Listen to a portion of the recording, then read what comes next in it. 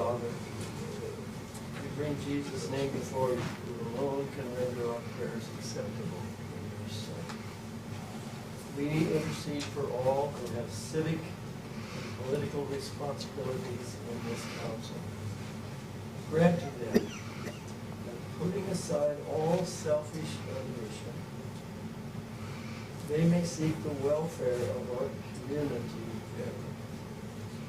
We pray also for all who will contribute from the floor, that putting aside any selfish motives, we also shall truly seek the good of our city humbly and faithfully. And give us a glimpse of your glory.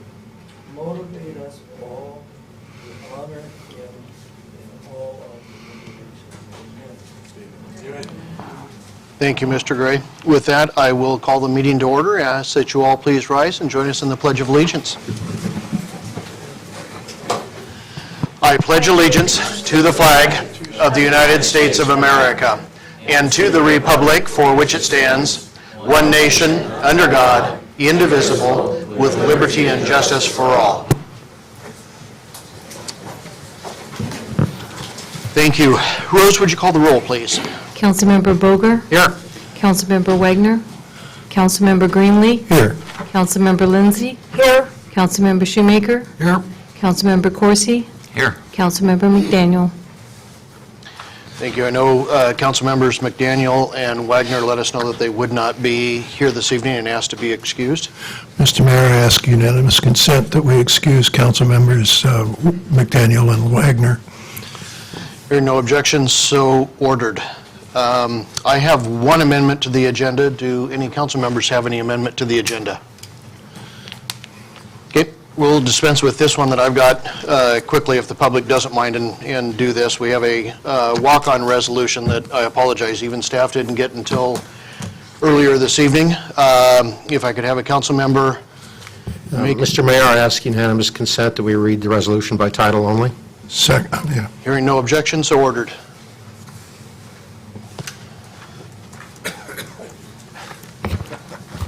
You to read this? Okay. A resolution recognizing the retirement of City Attorney Donald English and expressing the appreciation of the council, administration, staff, and the community for his service. Now, why did you make me do that? You know, Thanks, guys. Mr. Mayor, on second thought, I'd like that resolution be read in full, and I'd like you to read it, if you don't mind.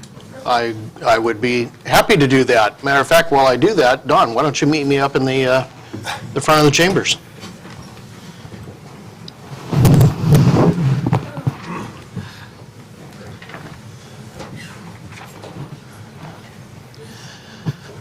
This is Washougal City Council Resolution number 1122. A resolution, as Don read himself, a resolution recognizing the retirement of City Attorney Donald English and expressing the appreciation of the council, administration, staff, and the community for his service. Whereas Donald English was appointed to the position of City Attorney on October 19, 1992, and a lot of years. Whereas Donald English has served the City of Washougal as City Attorney for over 23 years, providing counsel to 4 mayors, numerous council members, 2 city administrators, and numerous department heads. And whereas Donald English has drafted numerous ordinances and resolutions and provided counsel regarding numerous important policy matters affecting the city. And whereas Don English has pursued his over 23 years of service to the city with fairness, professionalism, and high standards, and has earned the respect of all who have had the privilege of working with him. And whereas Donald English will be missed by the council, the administration, staff, as our legal advisor, colleague, and friend. And whereas the council and the administration wish to recognize Donald English for his dedicated service to the City of Washougal. Now, therefore, be it resolved by the City Council of the City of Washougal the following: that the mayor and city council commend Donald English for his dedicated service to the City of Washougal, and on behalf of the Washougal community, we express our deep gratitude and appreciation for his outstanding commitment to this city. Be it further resolved that the mayor and council members congratulate Don on his retirement and wish him much happiness and fulfillment in all of his new ventures. Thank you, everybody. I appreciate it. Welcome.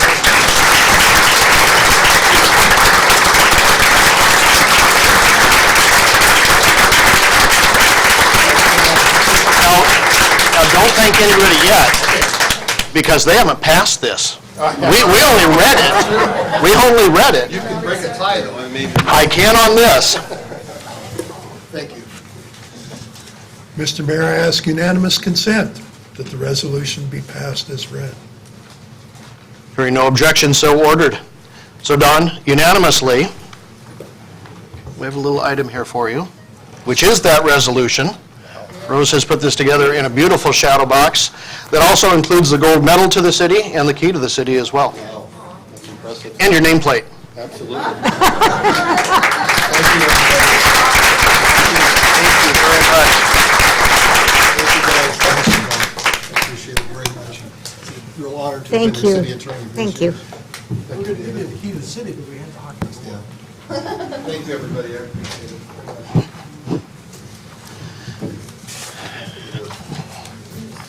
Thank you, everyone, for indulging us while we did that. It was, we had a small social for Dawn a little bit earlier this evening before this meeting, but I wanted to make sure that, especially knowing we had a crowd here, that we did some proper recognition of Dawn for so many years of service. With that, it brings us to the first opportunity for public comments this evening.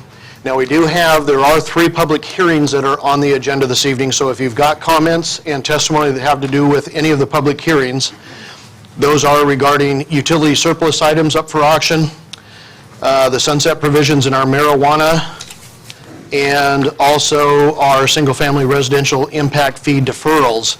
If you have any comments on those items, if you would hold those until the public hearing itself. If you absolutely positively cannot stay for the few minutes it's going to take us to get to that point, you can make those comments now, but they're best placed during the public comments of the public hearing itself.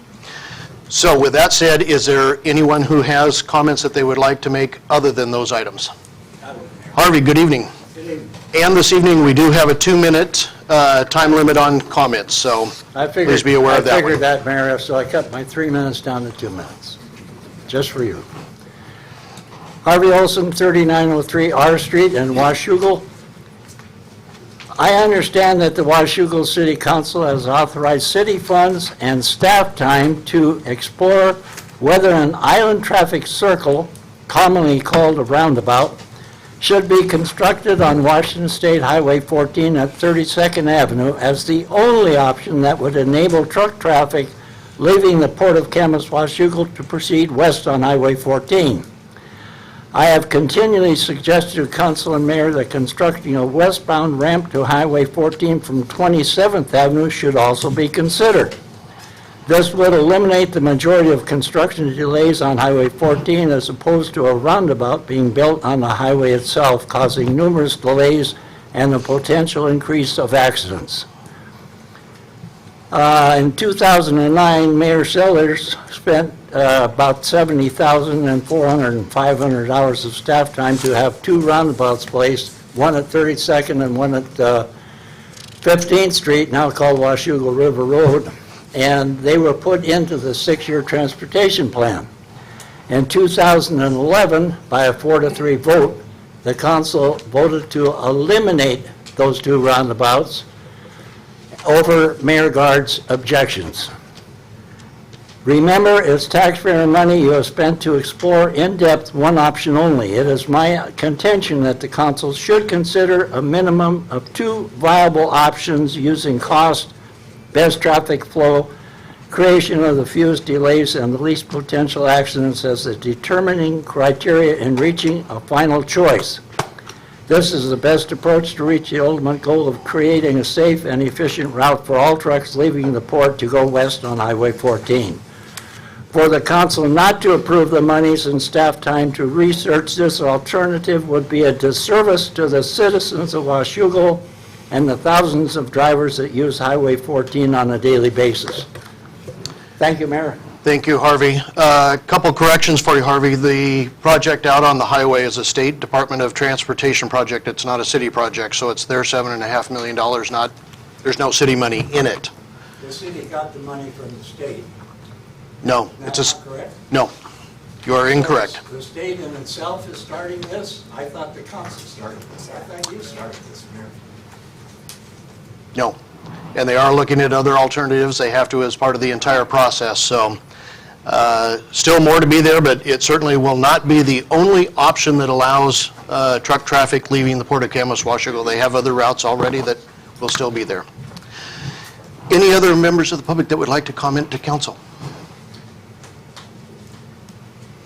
Okay, not your only opportunity. There is another one before we get done with the meeting itself as well. Moving to the consent agenda. Council, this evening your consent agenda has 6 items on it. Your workshop meeting minutes of August 8th, 2016. Your council minutes of August 8th, 2016. Your accounts payable claims totaling $607,301.82. Your payroll claims totaling $204,791.75. And Agenda Bill 62-16, an authorization for the mayor to sign a supplemental professional services agreement with Berger ABAM for land use planning study. Mr. Mayor, I ask unanimous consent that we approve the consent agenda as read. See no objections, so ordered. Moving to new business, Agenda Bill 63-16, a public hearing and resolution regarding utility surplus items. Thank you, Mayor. Good evening.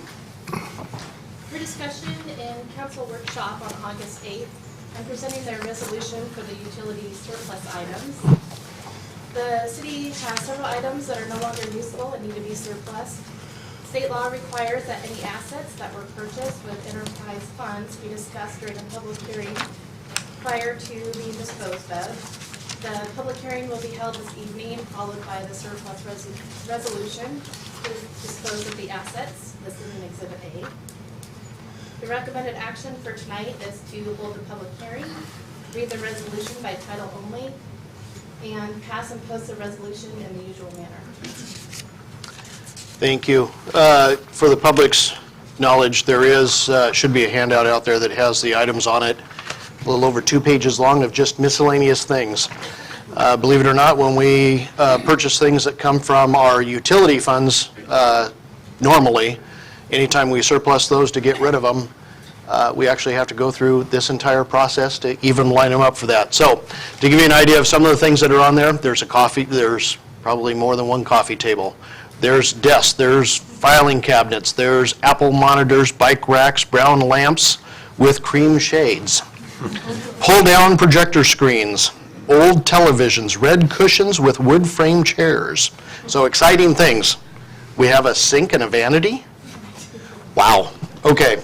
So those are all items that we have no use for, but they were purchased with those. So in order to dispose of them anyway, we've got to go through this process. So I will open the public hearing and ask any members of the public that would like to speak to Agenda Bill 63-16, utility surplus items, to please step forward to the microphone, give your name and address, and your testimony. Second call for any members of the public that would like to speak to the agenda bill. And this is a third and final call for any members of the public that would like to speak to Agenda Bill 63-16. Mr. Mayor, I ask unanimous consent that we read the resolution by title only. Hearing no objection, so ordered. A resolution declaring city property to be surplus and authorizing the sale of the property. Mr. Mayor, I move we pass and post the resolution in the usual manner. Second. I've got a motion and a second to pass and post the resolution in the usual manner. Is there any council discussion? All those in favor? Aye. Opposed? Motion carries. Thank you. David, clarification, were we going to try and get Michelle on the phone? We reached out to the council member, but did not receive any responses. Okay, just checking. Thank you. With that, we'll go to Agenda Bill 64-16, a public hearing and ordinances in regards to our marijuana sunset provisions. Mitch, good evening. Good evening, Your Honor. Good evening, Your Honor, council, members of the public. Bear with me, please.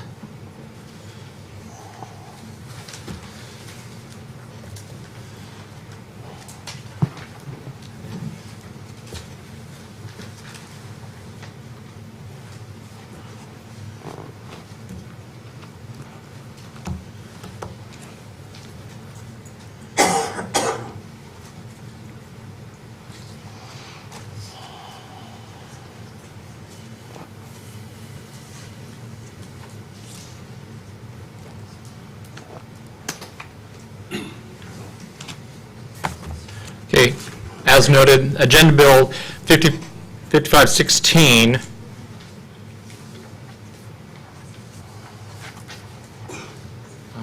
is this the right one? Yeah, I apologize. I believe that agenda bill number is supposed to be 6516. Is it? I've got 6416. 6416, I'm sorry. I had the wrong agenda bill number on there. I think this is last week's presentation.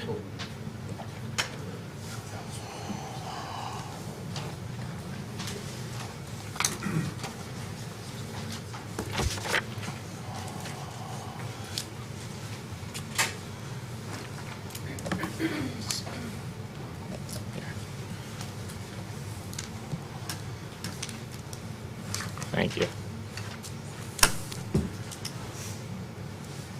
Technology's great when it's,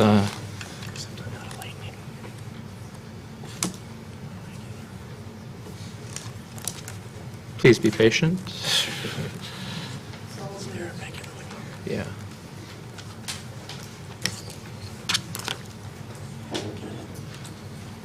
See if you can find it.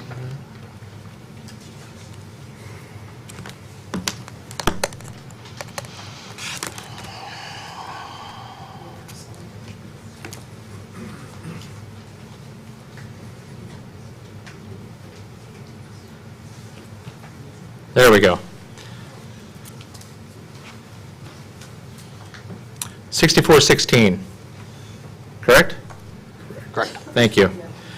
Provisions in front of you this evening, the proposed amendments would correctly address medical marijuana cooperatives and remove the sunset provisions that currently exist from the Washougal Municipal Code as they pertain to medical marijuana cooperatives as defined by RCW 6951A 250 and recreational marijuana producers, processors, and retailers as defined in RCW 6950-101. These provisions, if passed, would prohibit the uses within the city of Washougal indefinitely. Here's an example of what it would look like within the code, making provisions and correcting, removing that sunset provision, striking the footnote, and changing the collective gardens to the cooperatives.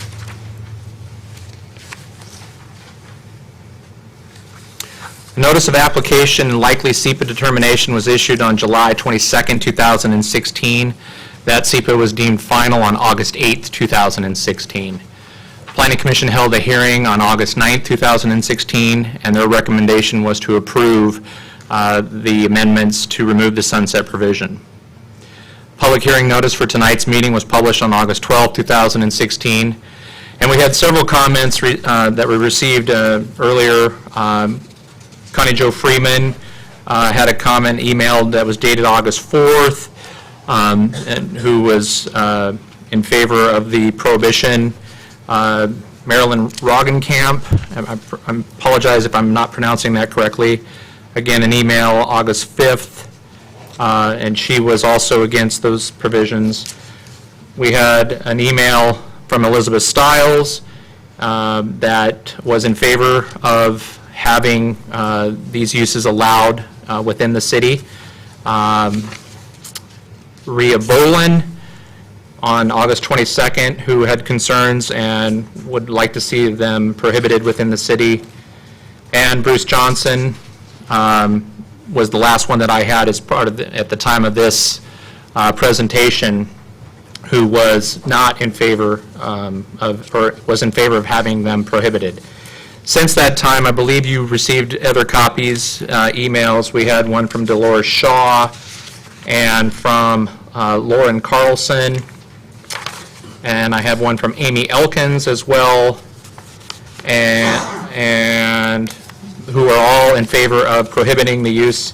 Then in Michael Jessett with Interfaith Treasure House, who was for it. Excuse me, Mitch, I think Amy Elkins was in favor of... Oh, I'm sorry, did I? of allowing it. I apologize. Amy Elkins does want to allow that. haven't got to that one yet. I don't have that one. Did I say that one? Oh, I'm sorry. And Lori Carlson wanted to allow it. I apologize. And did I finish with Michael Jessup? That was in favor of that. And then last one that came in was from David and Carolyn Sims, who asked that you vote to permanently ban the uses. And the city administrator got 3 more in the email, in his email, that are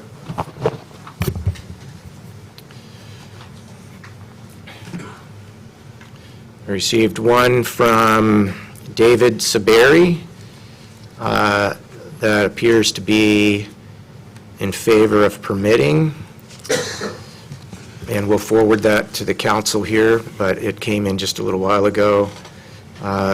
Another one from, it's a long email, Carly McNeese.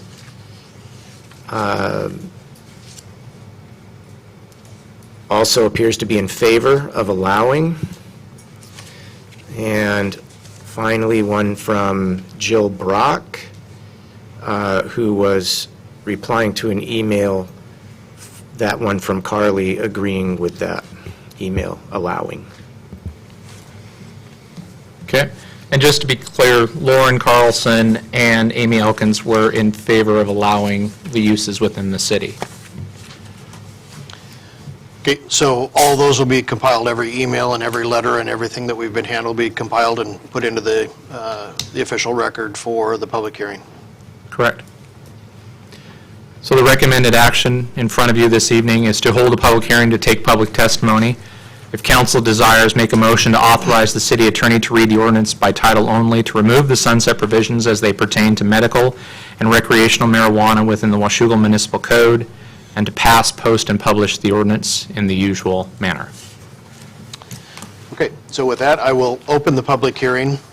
Ask that, again, any members of the public who would like to testify one way or the other, either in favor of or against the prohibition of basically any commercial uses of marijuana within the city, producing it, packaging and production of it, or the retail sale of it, please come to the microphone, give your name and address and your testimony.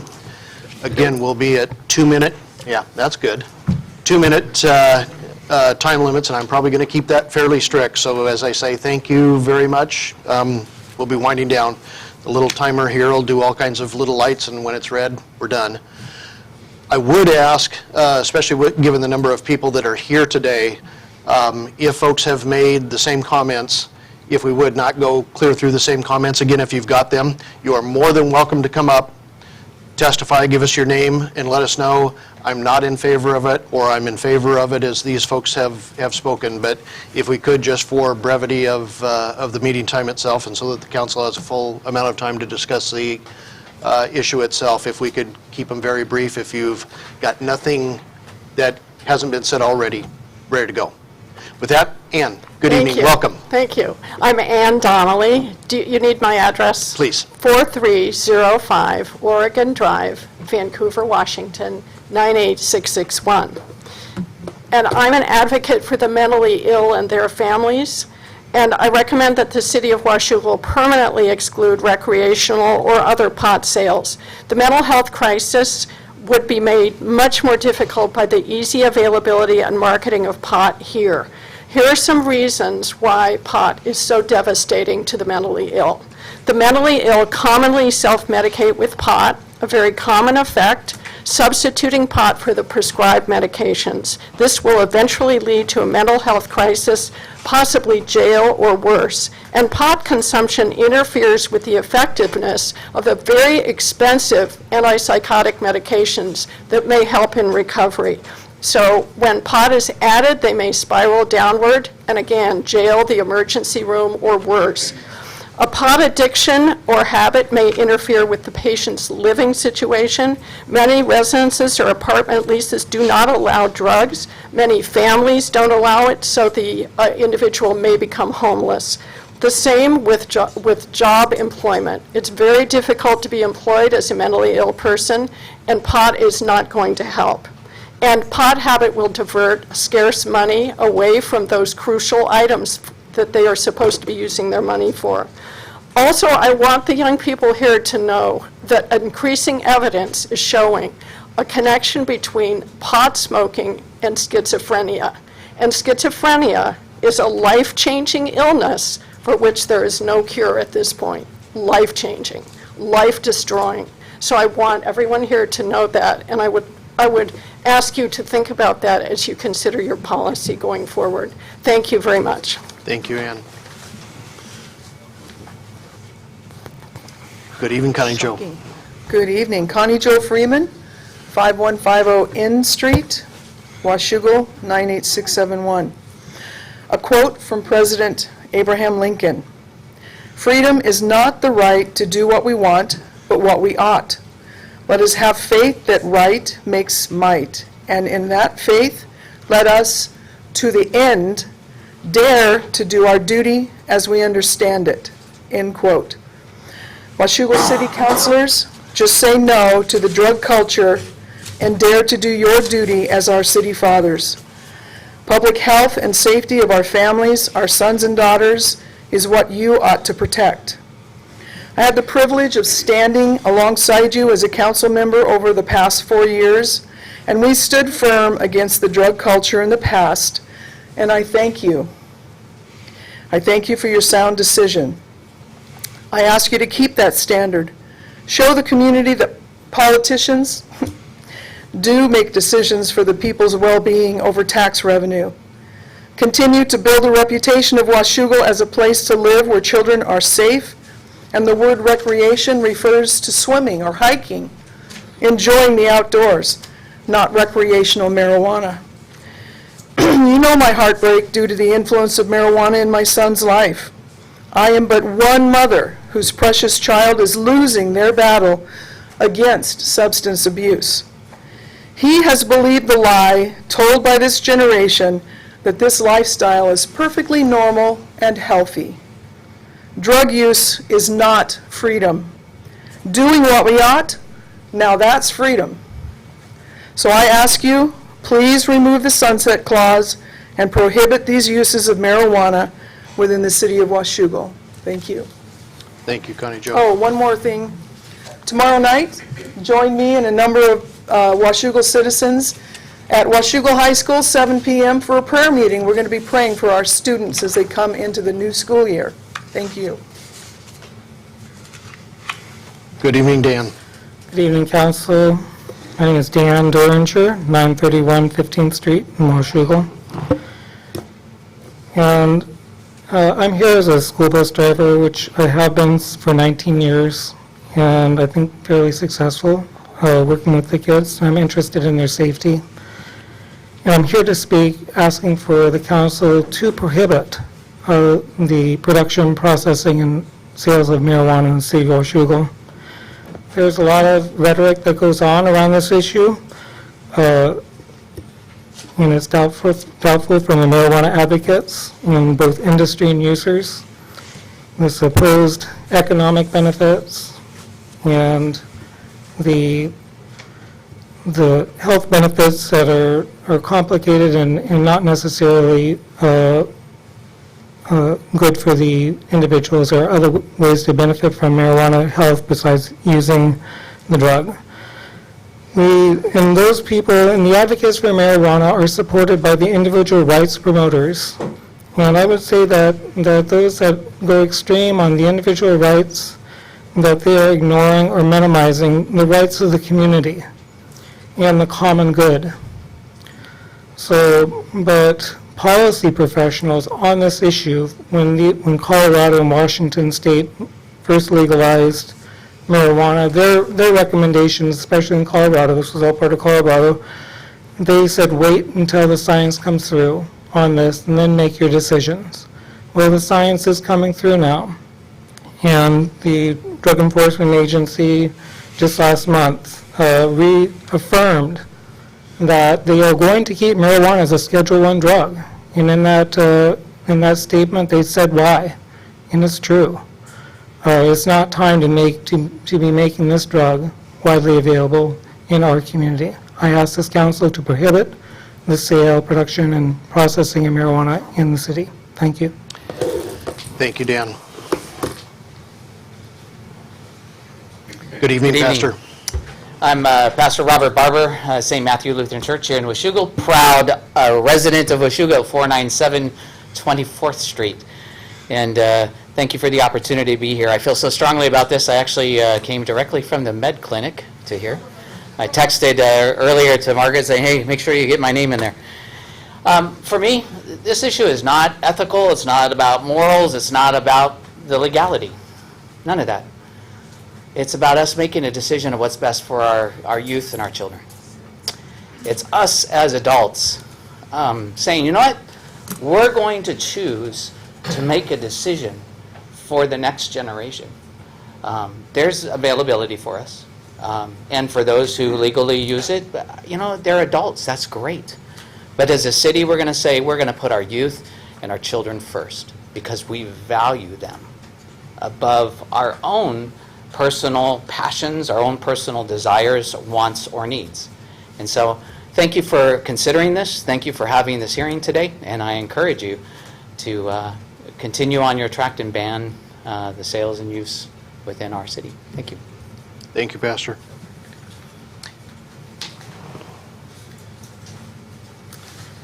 Good Hi. evening.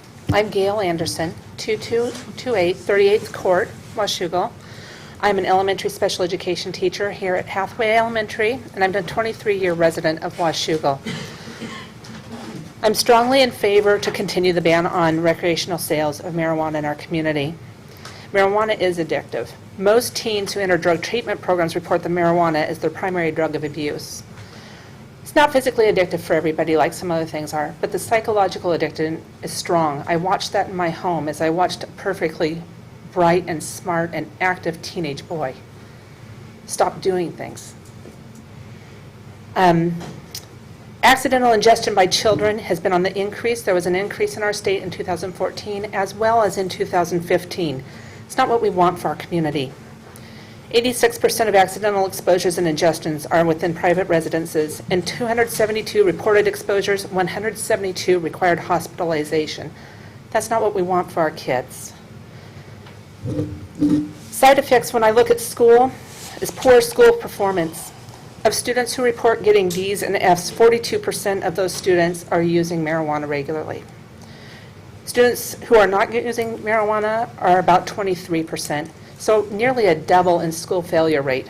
You don't do well in school, you don't attend school, you don't attend school, you don't graduate. That's not what we want for our community. Prenatal marijuana exposure is a particular interest to me, being a special education teacher. There's an increase in lower reading skills as well as an increase in aggressive behaviors and attention problems. We don't want this for our community. I'm asking that you don't trade our children for tax money. The revenue is simply not worth it. Please support and encourage businesses that support and encourage the very best in Washougal. Thank you. Thank you, Gail. Good evening, Pastor. Thank you. Rich Blum, 6322 Northeast Lassard Road, Camas, Washington, though I work and spend most of my time and energy in Washougal. I just wanted to, I'm also for the ban of use, sale, distribution of marijuana any way you look at it. I want to mention a couple of things that they have found out from the state of Colorado now that some statistics have come in. And I'll give you this sheet with the statistics if you want to know where they came from. Since the decision to include marijuana sales, make it legal in Colorado, 32% increase in marijuana-related traffic deaths in just 1 year in 2013. Colorado youth usage, ages 12 to 17, ranks 56% higher than the national average. 29% increase in number of marijuana-related emergency room visits. 38% increase in number of marijuana-related hospitalizations. Seizures of illegal Colorado marijuana increased another 34%, even though it was legal. And it keeps going. I won't read all the statistics. Drug-related referrals for high school students testing positive for marijuana has increased. And the total number of car crashes declined, but the number of fatal car crashes with drivers testing positive for marijuana rose sharply. We don't need this in our community. And I'm here with many others saying, please, for the benefit of the youth and the children and the families of the community, do the right thing again. I was here, I don't know if it was a year or 2 years ago, when there was a pretty heavy lobbying that came in here and was pressuring you to make a decision you knew was wrong. And you courageously and unanimously stood up and did the right thing. And I applaud you for that. And I ask you to do that once again. Thank you. Thank you, Pastor. Dr. Strome, good evening. Good evening. Good evening, Mayor Guard and City Council members. My name is Mike Strome. I'm the superintendent of the Washougal School District, and I appreciate the opportunity to briefly speak with you this evening. My role in addressing the council this evening is that of an educator and advocate for youth in our community. When I reviewed our most recent 2014 Washougal High School Healthy Youth Survey 10th grade data, the results indicate marijuana use in Washougal is 50% higher than the rate of use in Clark County and Washington State. 32.9% of the same 10th grade cohort perceived that there was no risk or slight risk to using marijuana. On a question about peer approval or disapproval of use, 22% of this 10th grade cohort believes it is not wrong to use marijuana. As an educator of over 28 years, I've worked with thousands of high school students. I've experienced firsthand the substance abuse issues that plague our students and families, and worked with many parents, some who you've heard of from this evening, in similar instances. The Washougal School District has been engaged in a local partnership with the City of Washougal, faith-based organizations, parents, students, community members, community advocates, local agencies, to focus on solving the problem of youth substance abuse.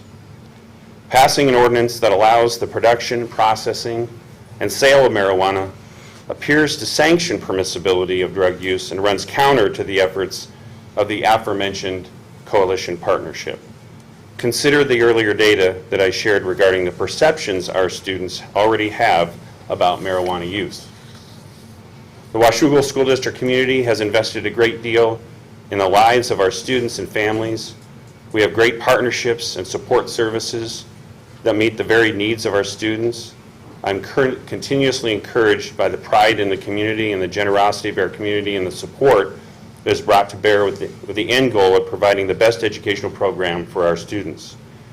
In my eyes, these community assets and investments are more valuable than what is perceived to be gained by the passage of an ordinance that sends the message to our youth that the use of marijuana is permissive. I strongly encourage you to continue to not support the sale and production of marijuana in the City of Washougal. Thank you. Thank you, Mike.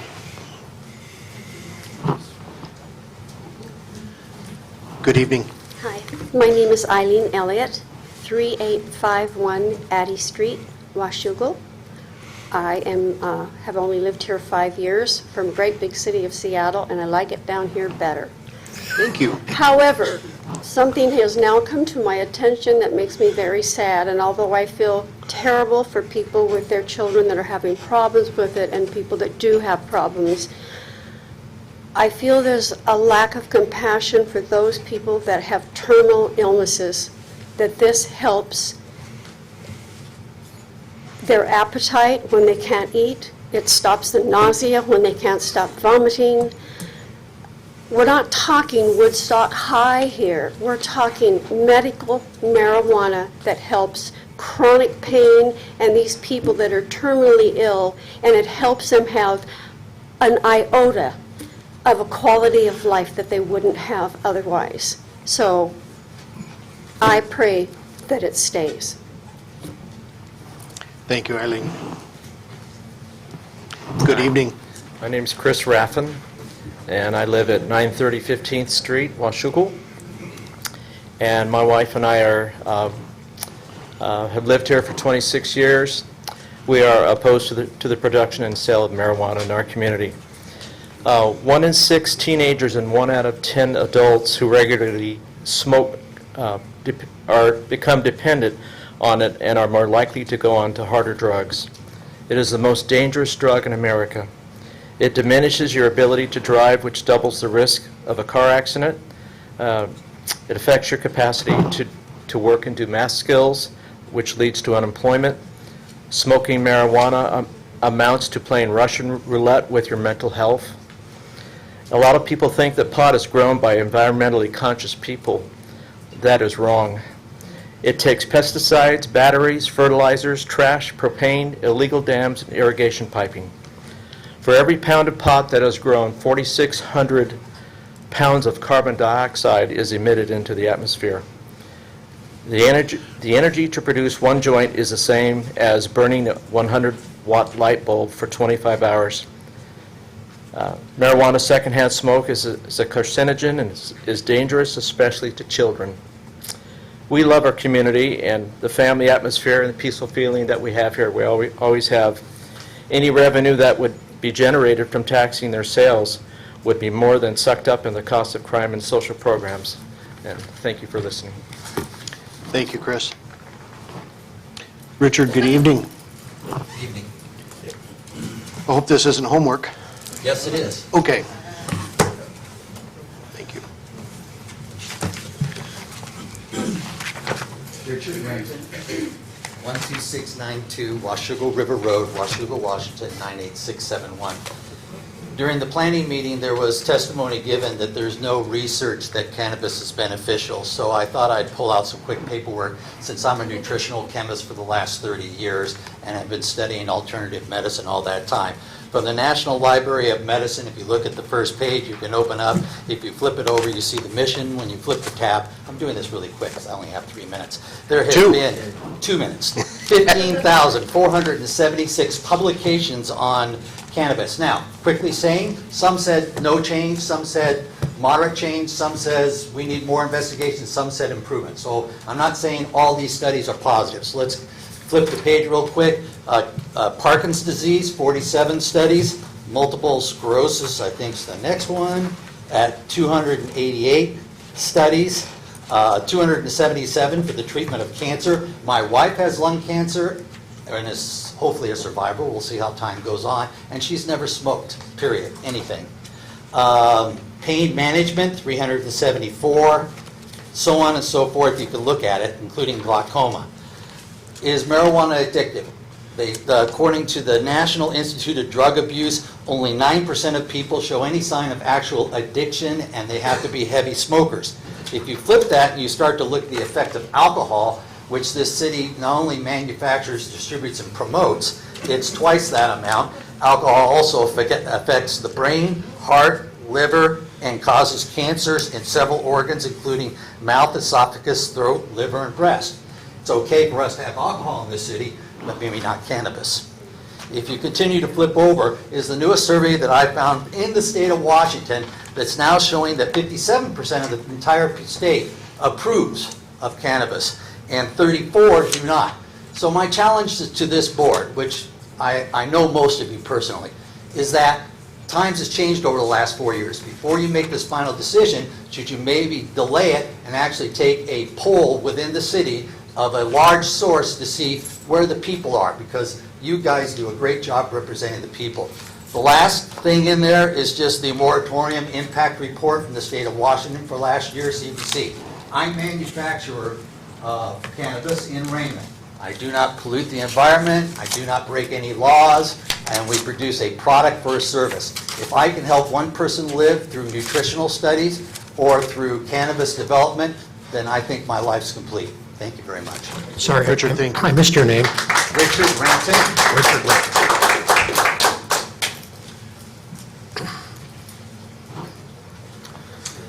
Carson Connors, 5001 W Street, Washougal, Washington, 98671. I'm a young adult participant of this community. I participate in the community through community service and programs such as the Boy Scouts. And I am in favor of this bill to be extended because I believe that marijuana affects the well-being of the community by affecting the mental health of the individuals. It does this by causing intellectual deterioration and anxiety, It has the ability to put non-users in risk if the user decided to be driving while under the influence of marijuana. And I believe that it's also bad. I've seen this affect people in my family and friends, and it's just affect their life very tremendously. They've been homeless and they've suffered from addiction, and it was tough on them and the family, and I believe that it's tough on the community if a significant amount of people are participating in it. I believe that both the structure and the well-being are at risk and at being unraveled if this bill is passed. So thank you for your time of listening to everyone in the community. Thank you, Carson. Good evening. Good evening. My name is Mark Elkins. I'm 2220 North T Street, Washougal, Washington. Quick intro, I've been a lifetime resident of this community, literally was born here. Family worked in the school district, so I've been involved in the school district. I used to announce high school football games. I was the high school junior class president, a mechanical engineer that graduated from Washington State University, and I'm a current business owner of a cannabis store in Vancouver after having been banned in Camas. So it's like a rerun right here, right now for me. For me, it wasn't a life-changing situation to either use cannabis or be around it. Camas banned without a vote of the people, which I found extremely disgusting, and I thought that the representation of the council didn't do a proper job, just as the gentleman from Raymond mentioned, that the landscape's changed significantly since people voted on this, not knowing what the landscape was going to look like back in 2013, and now we do know what it's going to look like. Camas turned down over $100,000 in taxes that would have come to the community that I went through and did analysis and visited other businesses to find out what the impact was going to be. So that's $100,000 that they weren't going to be able to spend on maybe youth drug prevention or whatever they chose to spend that money on. They excluded nearly a dozen letters from nearby businesses that I went around that wanted to have a cannabis store because of the increased foot traffic.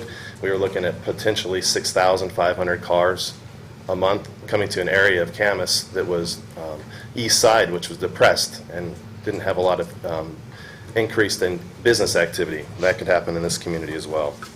During the time that I fought to get my license in Camas, they opened 5 liquor establishings serving businesses, and I can tell you that every single person that walks in there came out more sideways than they do when they come out of my store when they just purchase the product to go use in the privacy of their own home. So if you ban, you're going to support the black market because it's here. Everyone that's here complaining tonight is complaining about the black market because you don't have a cannabis store in your town. They're getting it illegally. And when I was a kid, it was a lot easier to get an eighth of pot than it was to get booze. Why? Because booze were regulated. You should regulate this. If you regulate it, maybe part of the problem with youth getting it will go away. If you don't support it, you're not supporting local businesses, you're not supporting local jobs. And I found it really interesting. I just had a 25th high school class reunion, and during that class reunion, people were a little shocked that I went from being a full-time engineer to a cannabis store owner. But by the time I got done with my reunion of 3 days, I had so many people come up and ask me if I could provide them a job in this new business.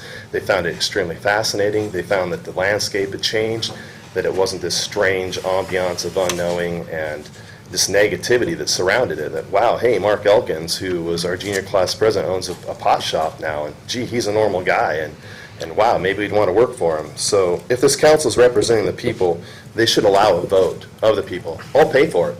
Why don't we go out and have a vote and see what the actual community has to say, because you got a lot of biased opinion in here, and a lot of people are against something, when what you need to do is see what the actual community members want to have happen. And as council members, you should do that. Thank you. Thanks, Mark.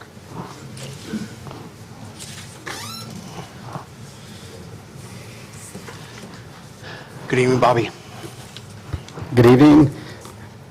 Mark's a pretty smart guy. I work with him. Bobby Seberry, 477 South 28th Street, Washougal, Washington, business owner here in town. Moved to Washougal in 1980. And I'd like to start real quickly. Oops. Sorry, guys. Okay. So, to my surprise, I can't believe really I'm even able to come up here and speak based off what I've heard about the side effects of cannabis. So this is pretty amazing that we're here today speaking with you. As former Clark County collegiate or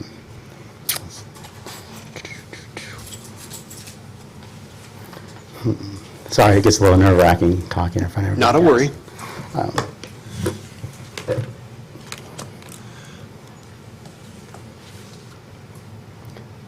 I've heard a lot to sit in the corner when you commit your life to this cause and to hear the bad things that people think about you, especially as a former student athlete for Washougal High School for many years.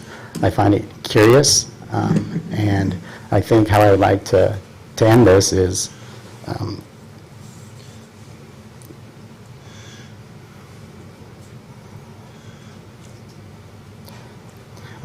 please allow the cannabis industry to thrive. I wish I was more poetic today and articulate, but I think we're here to help. Again, an olive branch. We are in the industry and happy to help educate everybody in this room if you do have questions. Thank you very much. Thanks, Bobby.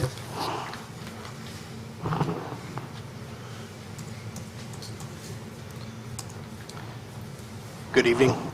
Hello, my name is Sydney Medeiros, and my address is 31824 Northeast 9th Street, Washougal, Washington. And I'm here to give you this perspective of a high school junior. So just envision Washougal, this small town, cute little small town with a nice little view of Mount Hood. And then kids ranging from elementary schoolers, like the little kids in my 4-H group, up until middle schoolers, like my sister with her basketball team, up until high schoolers, me and my peers who I've grown up with all my life and who I love. And I think that everyone that I see is, not everyone, but everyone's growing, and they have active passions and interests, and I would hate to see that be tainted by passing this, or by not prohibiting this.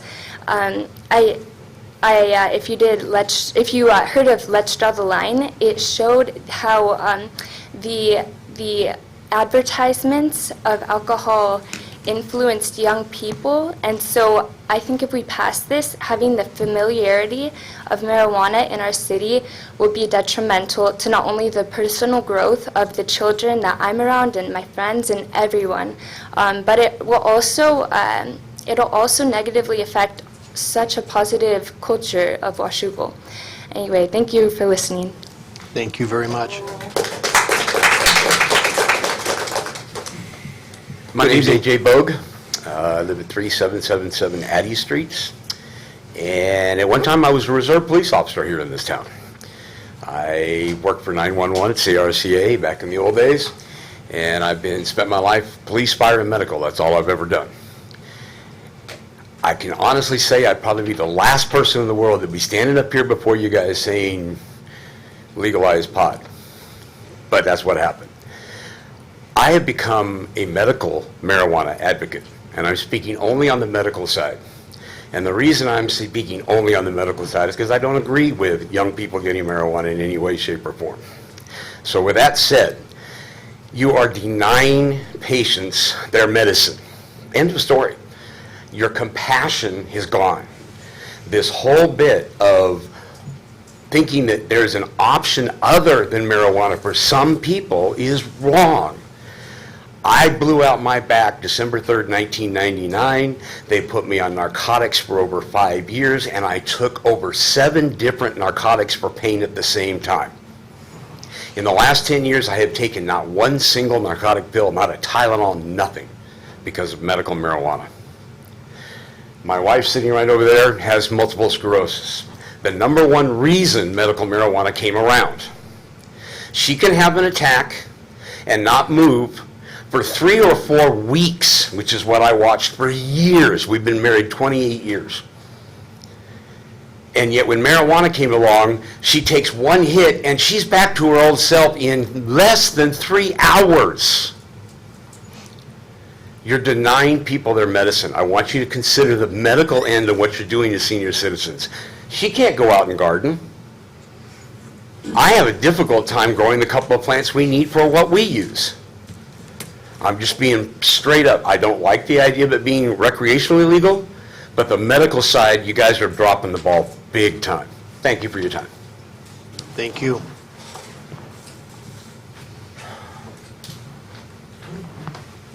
Good evening.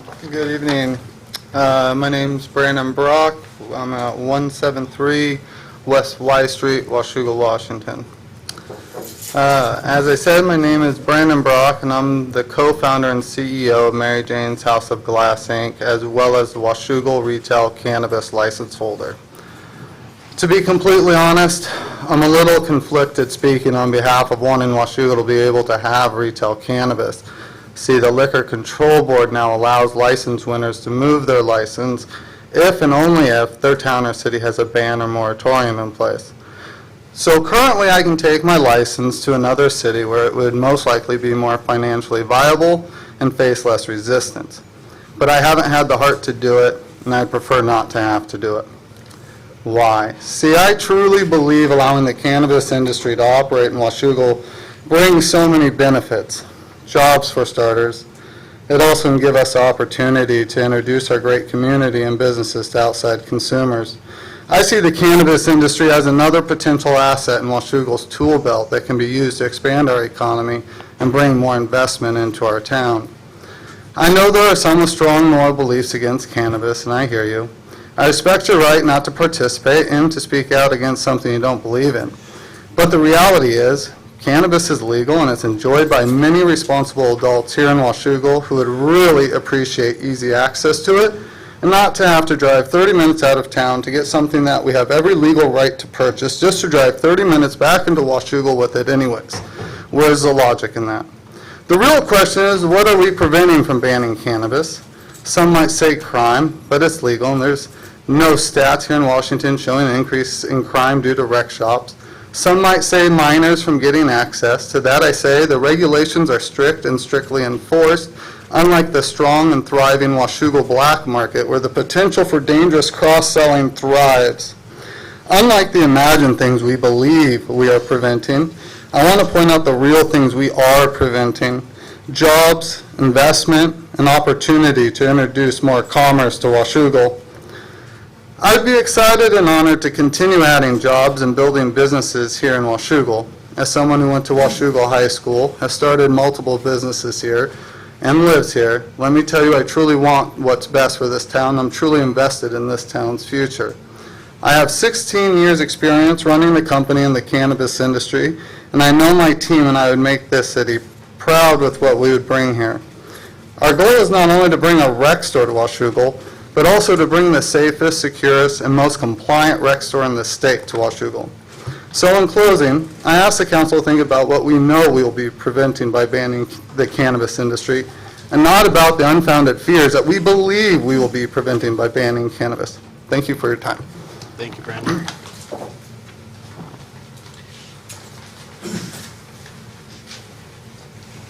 Good evening. Shannon Frame, 419 Weir Street, South Bend, Washington. I was a longtime resident of Washougal, a homeowner, a business owner, and then I had an opportunity to get involved and become a producer of marijuana, and I had to leave my hometown, and I miss it. I miss it a lot. I moved to Pacific County, where we were welcomed.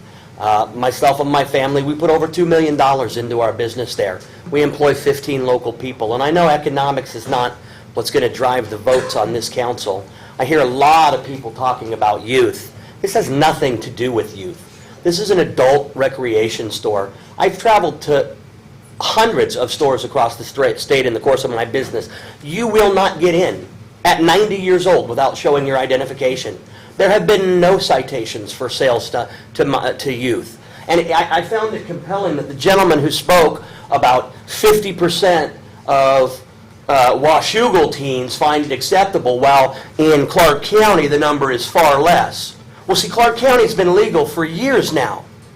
But here in Washougal, marijuana is still, it's traded illegally. It's on the black market. It's bad, you know. It's what kids will do to rebel. But there's nobody going to walk into any shop here and purchase any marijuana illegally.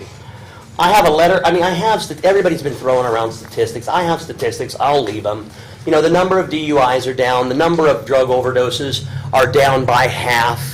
The amount of spending on marijuana-related crimes is cut by millions. Traffic fatalities are down. None of that's going to matter. What matters is this law was passed and signed by the governor. And you have a right as a city council to ban it, but I have never seen anything more responsible than the way that marijuana has been rolled out in this state. Okay, I can push my baby, my 2-year-old, I have a 2-year-old, 2 16-year-olds, and an 18-year-old, and I can push my 2-year-old down the aisle at Safeway with liquor on both sides.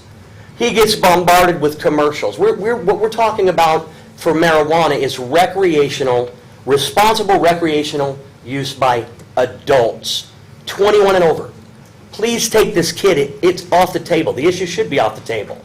And if we were going to be this impassioned about children, then every one of these people should be here every time a liquor license comes up to the council for approval. Yeah. So, in closing, marijuana is not a gateway drug. Liquor is a gateway drug. And responsible use should be permitted by the council. Thank you. Who do I give these to? Good evening. Hello, my name is David Saberi, and I'm currently living in Vancouver, Washington at 300 West 8th Street, but I grew up in Washougal and I've lived here most of my entire life.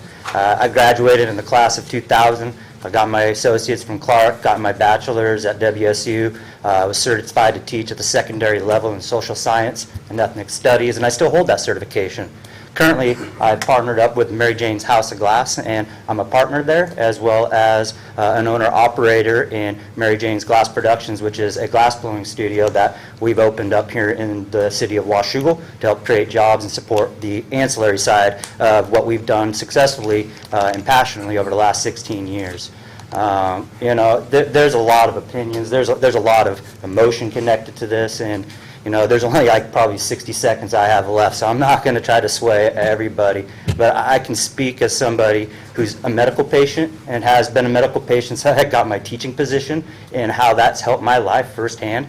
And I can speak on behalf of over the half decade of working with medical people and seeing the fact that they enjoy their first bowl of cereal when they have access to cannabis. It just gives me goosebumps. So I know we all have our backgrounds, we all have our bias, we all have our beliefs. I just ask that before we jump to conclusions and we jump to judgment on people, if we are passionate, we take the time to do our own research from viable sources and not just the talking points of our parents, our pastors, or people in our community, even myself, until you can do the research for, like that's been provided with you from the people from Cush Farms. I've toured multiple shops. I have toured processing and producing facilities throughout this state. They are secure, they are tight. People keep their game very tight in this regard, and they take it very serious to make sure they align with state standards. So in closing, I would just ask if you all have any questions, if you want to learn more about, the people who are going to be, running the recreational cannabis shop, please have a conversation with us. I know we've reached out and not been successful with everybody in the city in getting a response. And that goes for anybody in the community as well. Knowledge is power, and we want to share it. So with that said, if you have questions, please come to us. Otherwise, I would ask if you can just at least open up a chance to vote. Things have changed a lot over the last couple of years, and please just don't deny the most basic constitutional right we have, which is participating in our democracy and giving everybody a fair voice in this discussion, not just the people who have the good fortune to show up and speak their minds here tonight. So, thank you. Thank you, David. And like Mr. Elkins said, we would also contribute to that cost of putting on a vote to see where the people of Washougal sit. So it wouldn't be any additional cost to the city of Washougal, but an opportunity for the city of Washougal to get an update on what people really feel in this community. So thank you for your time. Thank you.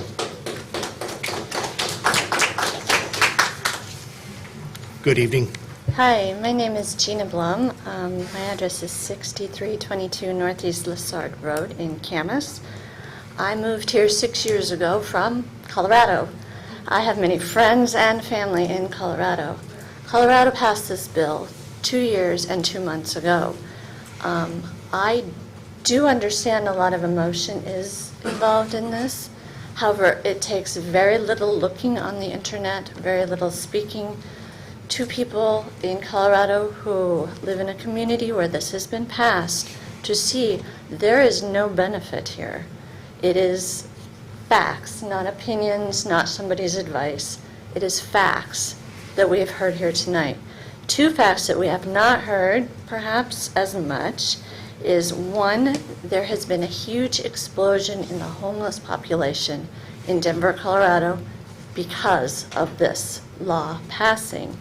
Can Washougal afford a huge explosion of the homeless population? We have a crisis now with our homeless population.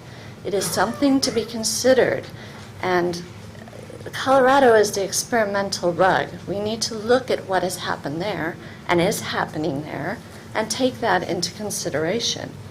Also, the law enforcement in Colorado, they are all against it. They have seen a spike in many, many, many kinds of crimes, collisions. There's a way to test for DUI. If your blood alcohol level is too high, they'll yank you off and throw you in jail. How do they tell if you're high? You can drive drugged and nobody can tell. They can't tell if they pull you over until you kill someone. That's the only way they can tell.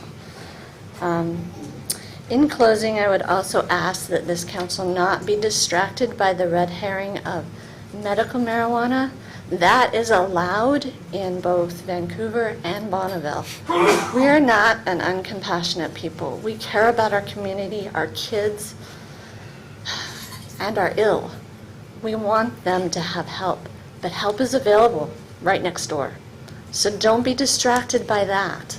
Look at the facts. If we open this up, look what happened in Denver, which is a huge city and can absorb all this. What will happen to our beautiful little town of Washougal if we open it up? Thank you. Thank you. Good evening. Good evening. Mike Goodpasture, 1791 Bell Center Road. May I, before my time starts, may I ask for a quick clarification why medical and recreational, quote unquote, was chained together? You would have to ask the state legislature that. They did that? Okay. All right.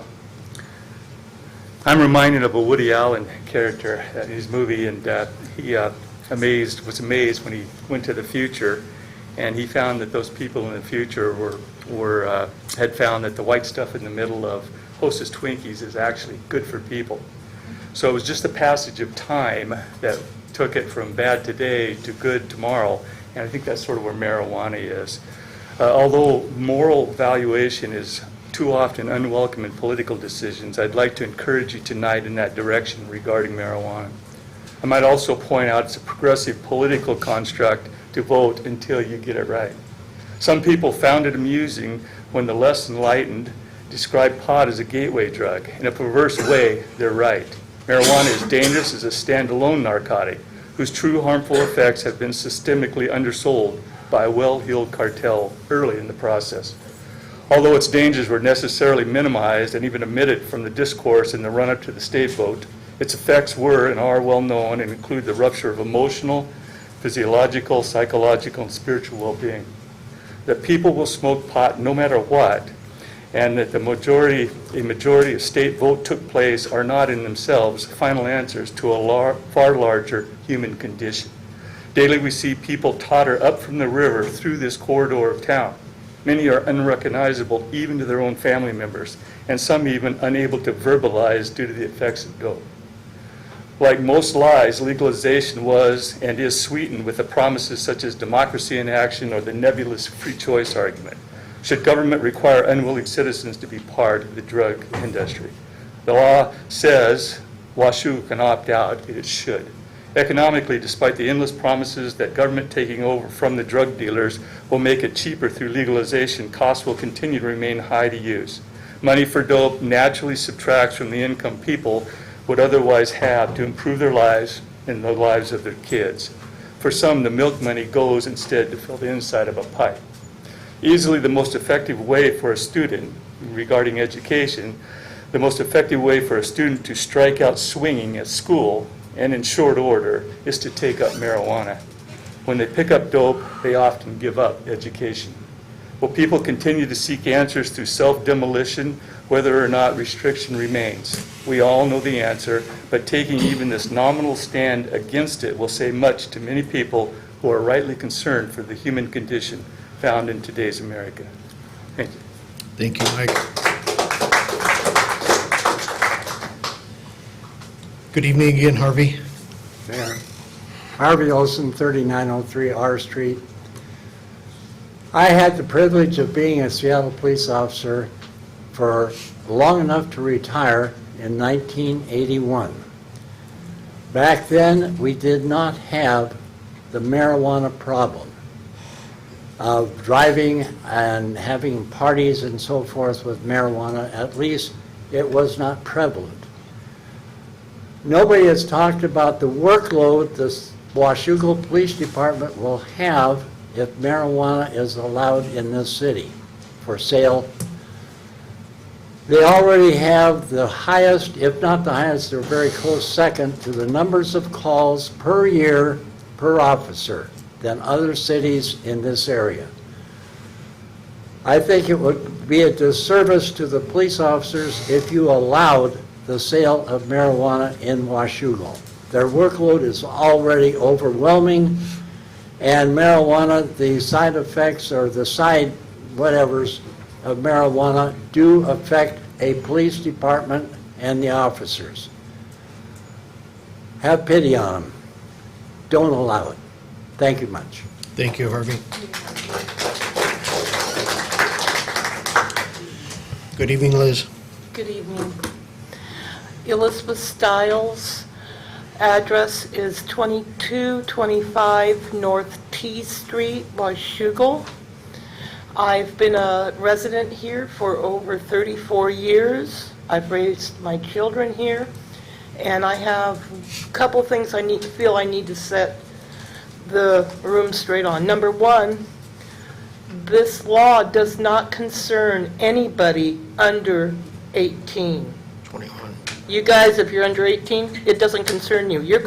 Kids are going to get their pot illegally or wherever, with or without a store in the community.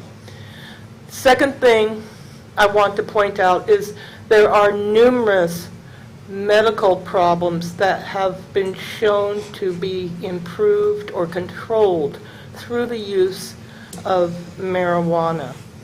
MS, Parkinson's disease, bad back injuries, other things, certain types of cancer have all been found to be maintained or controlled.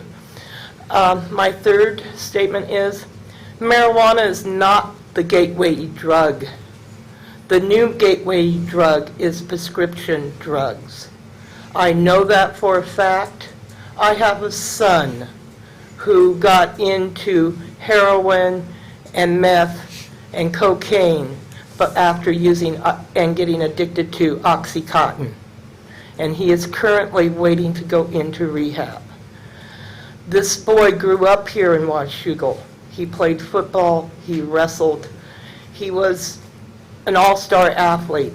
He got in with the wrong crowd. I want you to seriously consider looking at the adult usage of marijuana, rather than having us drive into Vancouver, East Vancouver even, to purchase, if you so choose to have marijuana of any type. Keep it local. We could use the tax revenue. Those points are all I wanted to bring forward. Thank you, Liz. Good evening. Hello, my name is Mike Logan, and I live at 846 Sunset Ridge Drive, Washougal. My family and I moved here about 7 years ago, and we love this place. It's a great place to raise a family, and I looked up a bunch of statistics, pros and cons on marijuana usage today, and they're all sitting in a pile in my car, but I wanted to share with you, not statistics, but a life story.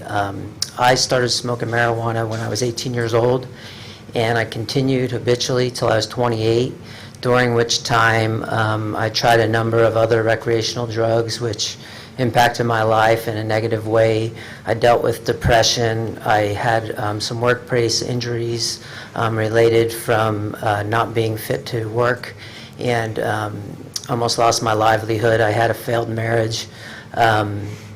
A lot of things happened. I had a bout of depression, and it's interestingly enough, it wasn't until I was 28 and I started a relationship with Jesus Christ, that I was able to break the chains of those addictions. And people say marijuana is not addictive, but it was for me. I smoked pot more than I drank, and it led to other usages of drugs, and it ruined my ability to think clearly. My vocabulary got lessened. I wasn't very articulate with my words. I'd forget what I was thinking before I said it. And also, I had a bad attitude about everything. I had anger issues, and I was constantly frustrated with my life.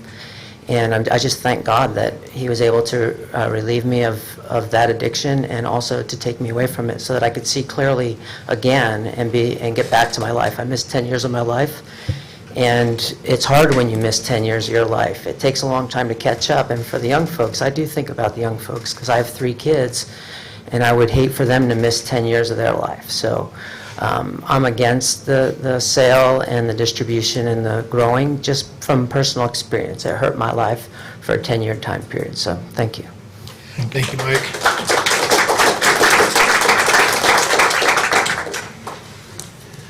Good evening. Good evening. My name is Jim Manuel. I'm at 5616 Northeast Livingston Road, Camas, Washington. I was a resident of Washougal 40-plus years ago, and I've had a relationship in Washougal for many years. My father grew up in Washougal. My grandmother had a home here, and so I spent a lot of time in Washougal. I still do. What I'd like to mention is there's Marinol available at your local doctor if you need some medical marijuana. And I feel that should be considered and pursued by people that need help in that area. But the main thing that I'm looking at today, I also have a background in, I was a medical specialist in the Army, and I've seen a lot of troubles caused by the use of marijuana while I was in the service, and I had some relatives that their lives did not improve until they got off of marijuana. So I have a little bit of experience here in my 70 years walking this earth, but the main thing I'm worried about today, and I want to bring it up, is here in Washougal, we don't have a lot of serious gun crime, and but they're having trouble in Colorado, and there's a budding amount of robberies that are taking place across the country, and it's just beginning because of the huge amounts of cash and the illegal activities that go on with the drug. So just Google it, check it out. People go in there with guns and knives and rob the stores, and it can happen here. And we don't need to see anybody shot. So I just bring that up for your consideration, and thank you very much. Thank you, Jim.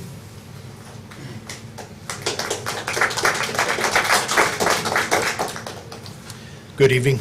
Good evening. My name is Chuck Burnett. I'm a 3120 Southeast 193rd Avenue in Camas. I'm a member of St. Thomas Church here, so I know lots of people in Washougal and Camas. In fact, Mr. Shoemaker is one of them. But I'm speaking out. I'm opposed to lifting the ban. I think it should be continued for a couple of reasons. One of them is health reasons. People go a long ways to discourage people from smoking cigarettes because of health, yet they talk about marijuana like it's not a problem. Whether it's addictive or not, I don't know. I've never been a smoker. I look at it from a safety standpoint. I've been, since I got out of the Army in 1972, I've been involved in the steel industry. Now currently semi-retired salesperson in steel and glass ceramics. Ceramics to make those products.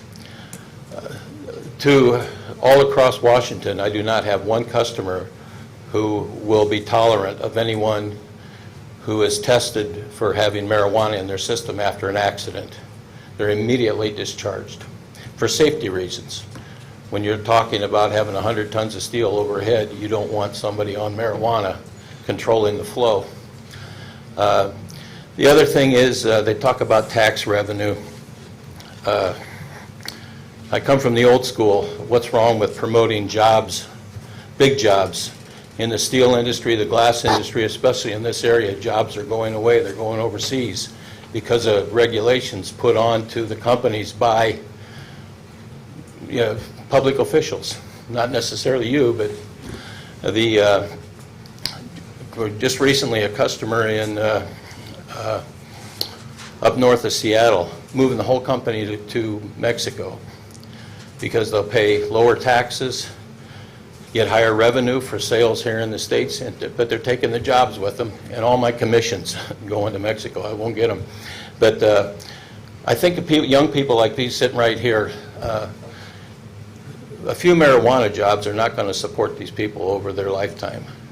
Industrial jobs, we have the power plants on the river that can produce electricity. These young people deserve an opportunity to stay in a beautiful community like Camas, Washougal, Vancouver. And I don't think marijuana is going to do it for them. Thank you. Thank you, Chuck. Thank you for your service as well. Good evening. Good evening. My name is Alice Gray. My address is 1420 North Q Circle, Washougal. I've lived here for about 11 years now. I'm a registered nurse since 1974. I have worked intensive care, I've worked emergency room, I've worked all the med-surg floors, and eventually went to hospice, and then recently I've been volunteering at Pathways Community Clinic. And I come to you to tell you that what I have seen in all areas of the hospital is not pretty. Now, fortunately, a lot of overdoses come in, they're treated, they're sent to the floor, and they're eventually in a rehab, and they do well. But there are a lot who come in again and again and again, and some of them we can't revive. In fact, a lot of them we couldn't revive over the years. But also, I come to you as a mom because my son started smoking marijuana in high school. It was a gateway drug for him. He sought bigger and better thrills. He went from the hardest to everything on the map. I think he tried everything there is. He was forced into financing his habit with crime. It broke my heart to see him in and out of prison and in and out of hospitals, and then in and out of hospitals again for the hepatitis that went along with the drug use. And it was my absolute hell to watch him on the ventilator in the hospital in his dying days. But the day before they had to put him on the ventilator, he talked to me and said, "Mom, I never would have been through this if I hadn't started smoking marijuana." Now that's from a mom's heart. And I just plead with you, don't bring this type of thing to Washougal. It's such a beautiful town and I love it here. Thank you. Thank you, Mrs. Gray.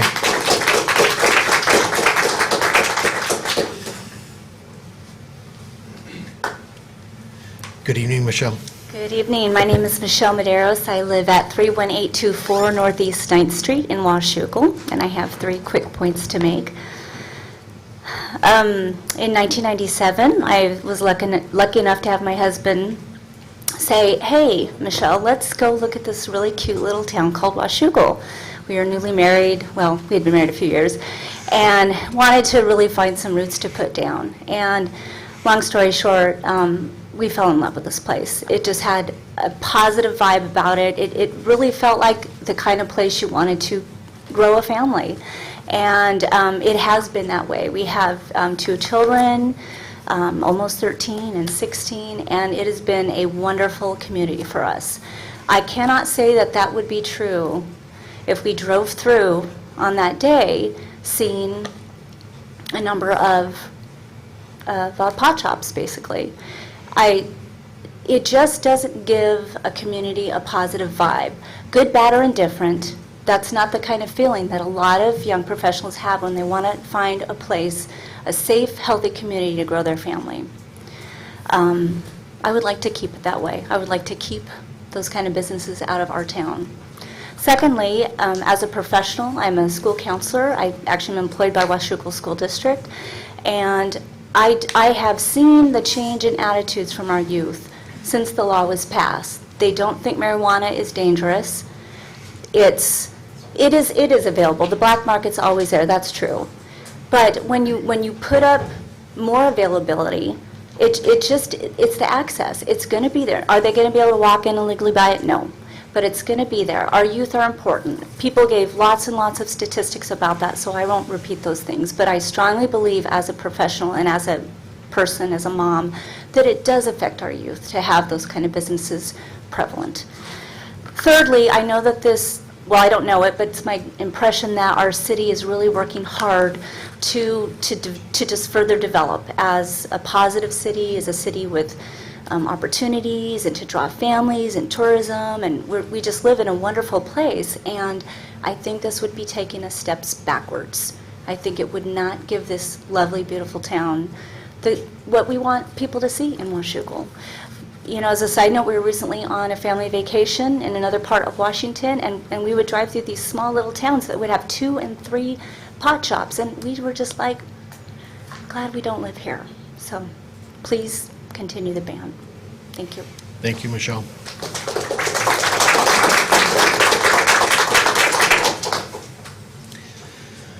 Anyone else?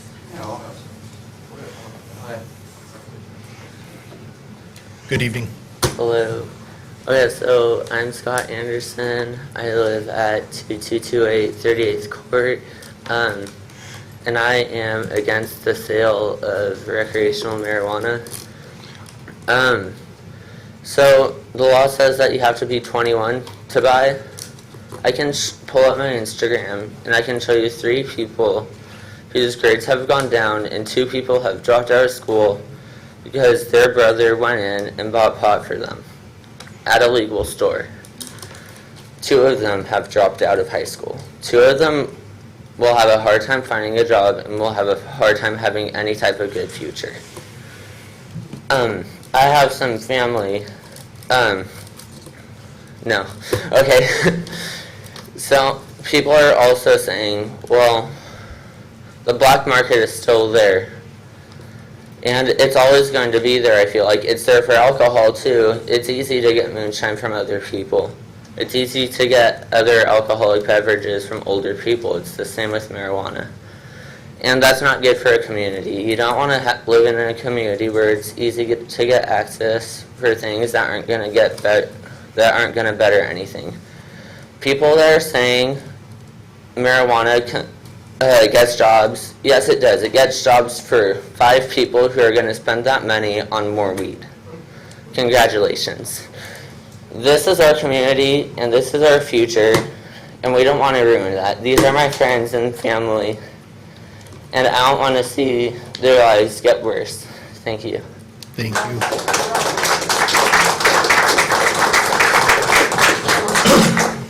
Good evening. Good evening. My name's Keith Bullock. I live at 3270 P Street here in Washougal. I'm 64 years old, and I've been here pretty much all my life except for a period of time with the military. And I've heard a lot of eloquent discussion tonight, and I love to see the democratic process at work. But it came to my attention long before we even legalized marijuana in the state of Washington that we had an addiction rate at the city of Washougal, at Washougal High School, at the city of Camas, at Camas High School. And pot wasn't legal then. All those things are still available now. Prescription drugs are a growing scourge because they're being overprescribed from what I understand. And from what I believe, it's a matter of personal choice for each and every one of us. We need to be informed, and we need to make informed choices. But it's choices, personal choice. We can have prohibition. We've done that. And from what I understand, the United States of America has about 5% of the world's population. but we incarcerate 25% compared to the world. That's a lot of folks. And that's mostly, from what I understand and I'm reading, about drugs. And now we're talking about we're going to start letting folks out of jail. President Obama's doing that right now because there are more serious people than drug-addicted people to lock up. We need to treat them rather than lock them up in jail, I think. So the question is, do we continue with prohibition, or do we move into the 21st century and create some resources with funds to address some of the homeless problems, some of the drug addiction problems that are going on in our society? Now, I don't have the answers. I don't know if it's, I know that, once again, personal choice, anything can be a vice, and anything can be a leader to something worse. But if we're informed and we make personal choices that are good, we don't go down those avenues. So I'm hoping that the city of Washougal will be informed and make good choices for us here and find out really what the statistics really do show in Vancouver. Has crime went up? Do we have more traffic accidents? What about the addiction rate of the schools over there? Has it gone up as a result of having stores in the community? And we already have Mary Jane's House of Glass right here. It fits right in as far as I'm concerned. They sell an array of things in there. So incenses and all kinds of things. So I've been in, okay? So anyway, that's about what I have to say. Personal choice. Does prohibition work or not? And I think it's a matter of personal choice for us. Thank you. Keith, thank you. Thank you for your service as well. Anyone else? Good evening, Matthew. Good evening, Sean. Matthew Butron, 1501 A Street, Washougal, Washington. My wife and I are the owners of the free weekly local paper in Camas and Washougal, which is River Talk News, and I'm the publisher. I grew up here in Washougal as of 11 years old. I'm 43 years old now. And when originally, back when this was up on the board, or up for discussion, I was one of the people that didn't want to see marijuana in Washougal. I smoked marijuana when I was a kid. My parents smoked it. My grandparents smoked it. My great-great-great-grandparents got paid to harvest it. I believe my teachers have smoked it. Probably the teachers today are still smoking it. I've watched it ruin a lot of kids' lives. It is a gateway drug. It was a gateway drug for me. And I don't really want to see marijuana sold in the town that I grew up in any more than I want to see a pornography store show up here, or any more than I want to see 15 more liquor stores show up here. But that's not what I'm here about. And honestly, I would really love to see whether happens with that to be the people, because being the paper, I hear everything from everybody. Matter of fact, last week I just published an article that a good amount of folks that are here read, and that's why they're here. Here's the problem I have, is that I've got a close personal friend that lives here. She's had 2 brain surgeries from cancer, and her doctors have had her on everything, every kind of form of chemo. The third time they went to go send her in for her surgery, they told her she was probably going to die. And so her mother had to take her all the way to Mexico so that she could get CBD injections in her butt cheek for 6 weeks. Now she's cancer-free. She's been cancer-free, and she's on CBD. The problem is everybody wants to smoke weed for recreational. Meanwhile, the actual medical marijuana is not available to anybody on a reasonable price. So in other words, anybody that wants to treat their list of ailments and wants to do it with marijuana, it costs them a fortune to get that CBD oil, because it takes a great deal of the plant to get a little bit of oil. Meanwhile, everybody's smoking it to get high and go have a good time and escape reality and escape their problems and all that kind of stuff. So I would like to see, if possible, I don't know if it can be split, but if somehow we can bring it back to the people, the community, which, by the way, is telling me that they don't want it legalized for the recreational, they want it legalized for the medical so they can get the CBD. These community gardens go bye-bye. Nobody can grow their marijuana to go safe. So basically, doctors prescribe it as medicine, but we're going to say that we can't grow our own medicine. That's kind of where I stand. So if we could bring that back to the people, that'd be great. Thank you, Matthew.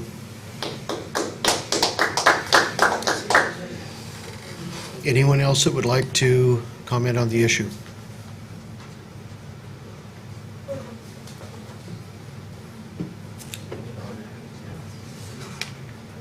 I choked a little bit, so I'm going to try again on that one. I'll let you. You know, I'm not an extremely religious person, agnostic, so I've learned a lot, and I would like to start with, if I say this right, Luke 6:3-7. Do not judge, or you will not be judged. Do not condemn, and you will not be condemned. Forgive, and you will be forgiven. I think living in a community like Washougal, the understanding that the people you are condemning and persecuting are your friends, your neighbors, people in your community you work with daily who have been smoking and using cannabis the entire time you've known them. And because of people's unwillingness to communicate without judgment, they just simply kept this from you. So I would just remind people to have a little empathy and to understand, you know, who your neighbors are, how much they care about you. Thank you. Thanks, Bobby.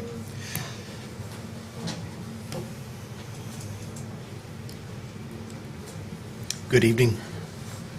Good evening, Sean Guard, Mayor, Committee. I'm Barbara McHenry, 1628 North 9th Street, Washougal, Washington. I've been hearing a lot of really interesting things tonight. I am totally against marijuana being sold here in the city. We moved here because we wanted a nice, clean place to live where we didn't have to worry about extra crime, homelessness, and all the things that drugs bring into a city. And I think a lot of the reports that I've been hearing tonight from those that are selling it, I would just say follow the money, because that's frequently what the problem is. I value my brain too much. I have never smoked it, and I never will. The last thing I want to say, because I don't need to repeat things that have already been said, just remember those that have come before me here tonight and have been against it. Please remember what they've said. The last thing I want to say is I would ask you to please keep Washougal clean, because the public trust depends on you. Thank you. Thank you, Barbara.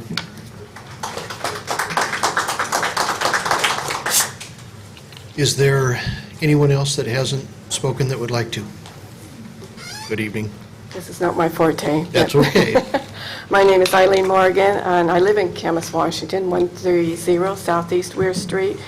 And everybody said pretty much what I've said. I'm against marijuana for the sale and distribution and the growing of it. As parents, we've taught our kids to say no to drugs and don't smoke and don't drink. And so it does affect them when we want to see laws go into effect, that it's okay to do that even as an adult, because it does affect your brains and it does affect your body. It does affect the families. It does affect our children. And so they're getting mixed messages. So I think our kids, even though this is an adult thing, supposedly, but it does affect these kids. You know, we cannot say, well, don't worry about this part now. It does affect them. And we do need to take that into consideration. And part of the government's job, whether it's, you know, city, county, federal, is to protect their citizens from harm. And this is harmful in the long run. And I know there's tax revenue from it, but there's better ways to make your money as a government and be an example. And if you have to stand alone, you know, as a city, you know, that we aren't going to do this. I don't care what everybody else is doing. Stand alone, because sometimes you have to do the right thing. And I think we all know here in our hearts that the right thing is not to allow this to go on. Thank you very much. Thank you, Eileen.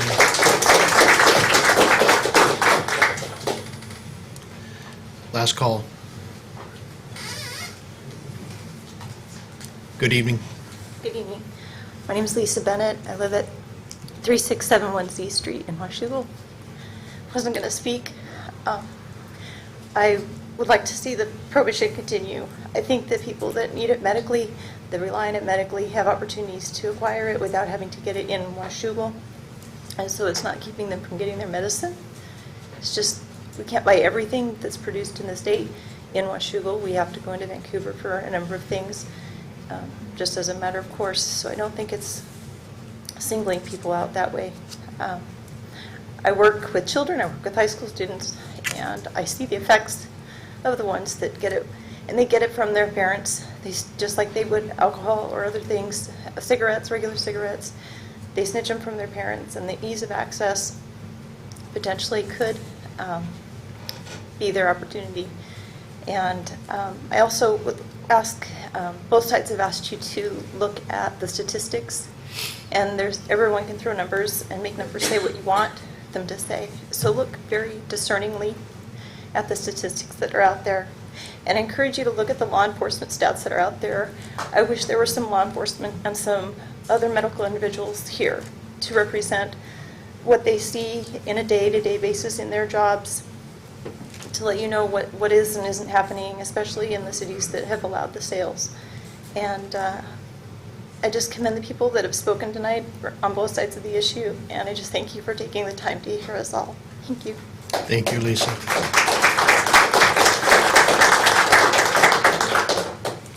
Anyone else? Okay, with that, I will close the, Larry, don't be slow, Larry. I'm kind of slow since I had my stroke. A little slow life. Good evening. My name is Larry Wagner. I'm 627 20th Street, Washougal, Washington. Good evening, Mayor, councilors. I've been on the planning commission for several years. I've already reviewed all this and made the recommendation to you guys, forwarded it to you. Prohibition does not work. It didn't work for alcohol. It don't work with pot. Prohibition from marijuana came from William Randolph Hearst, who wanted to have the paper industry secured up with the timber industry, so the fibers that come off of hemp wouldn't be used in the paper industries. And we all know that this whole community has lived around the paper industry for decades. It's taken us through thick and thin.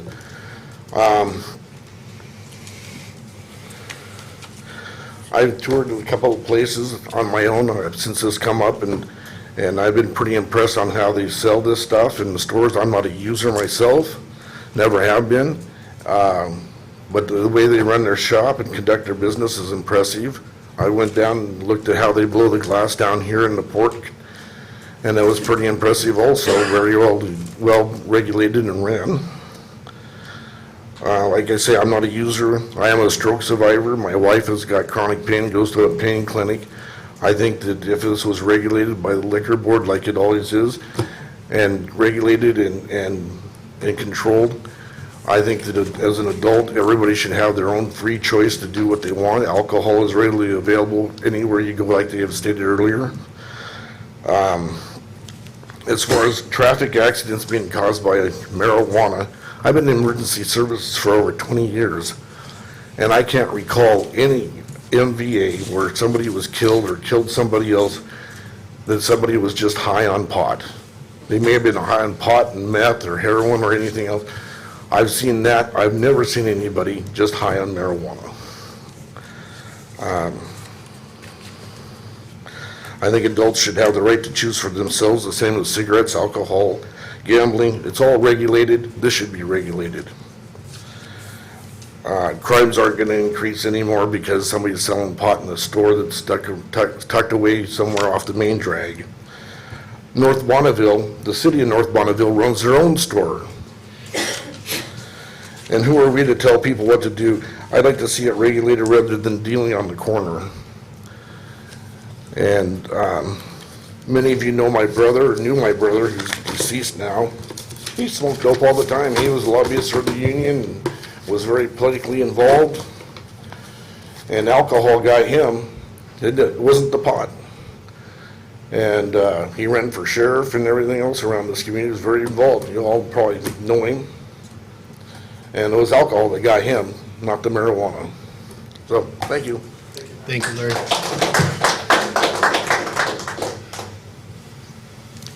Final last call. Okay, I will close the public hearing. Council. Mr. Mayor, I ask unanimous consent that the city attorney read the ordinance by title only. Hearing no objections, so ordered.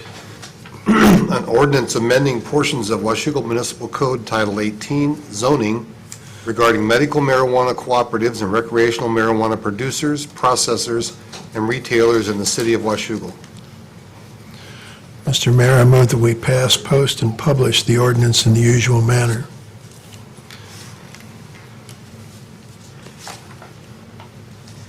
Do we have a second? Second. I've got a motion and a second to pass, post, and publish the ordinance in the usual manner. Council discussion. David? Point of clarification. An affirmative vote here, an aye vote, is to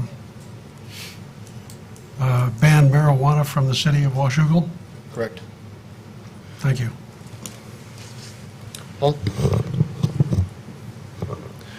I have a couple of comments to make. There were some possible misapprehensions out there.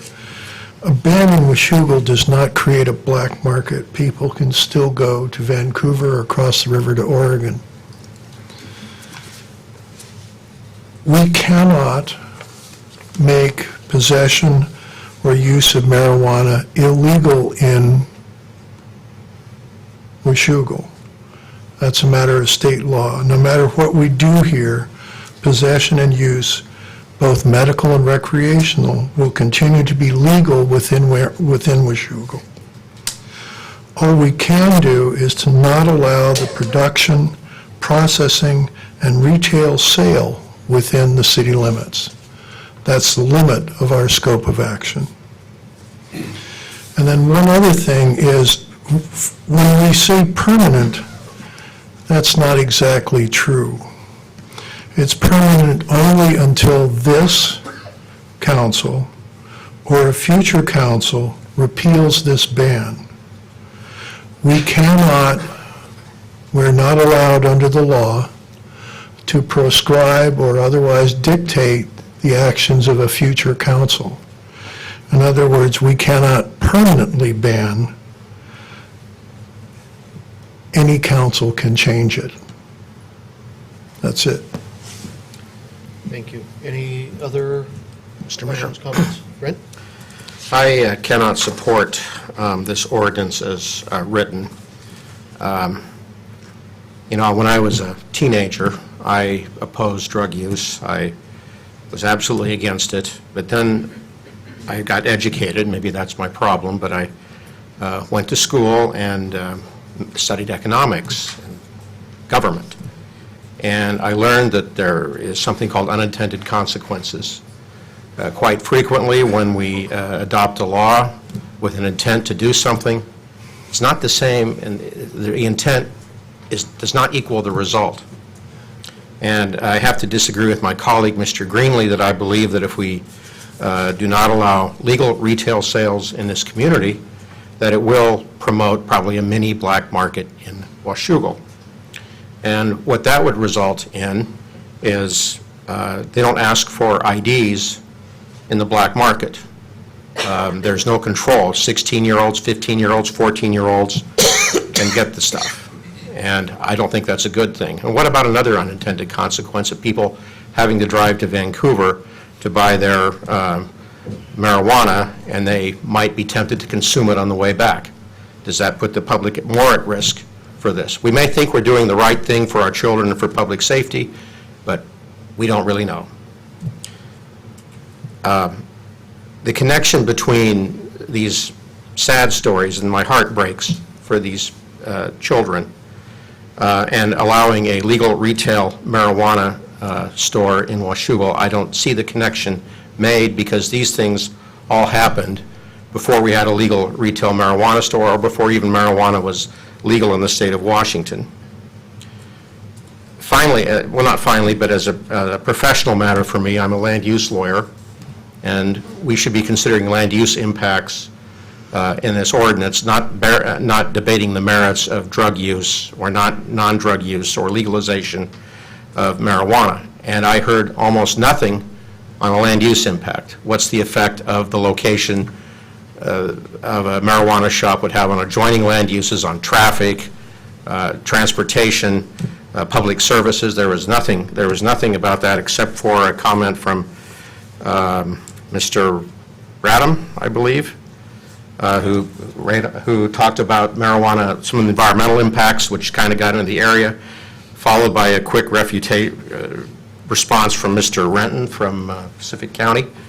But that's it. So but the record is basically totally bereft of any kind of land use issues. And as a land use lawyer, that's important to me.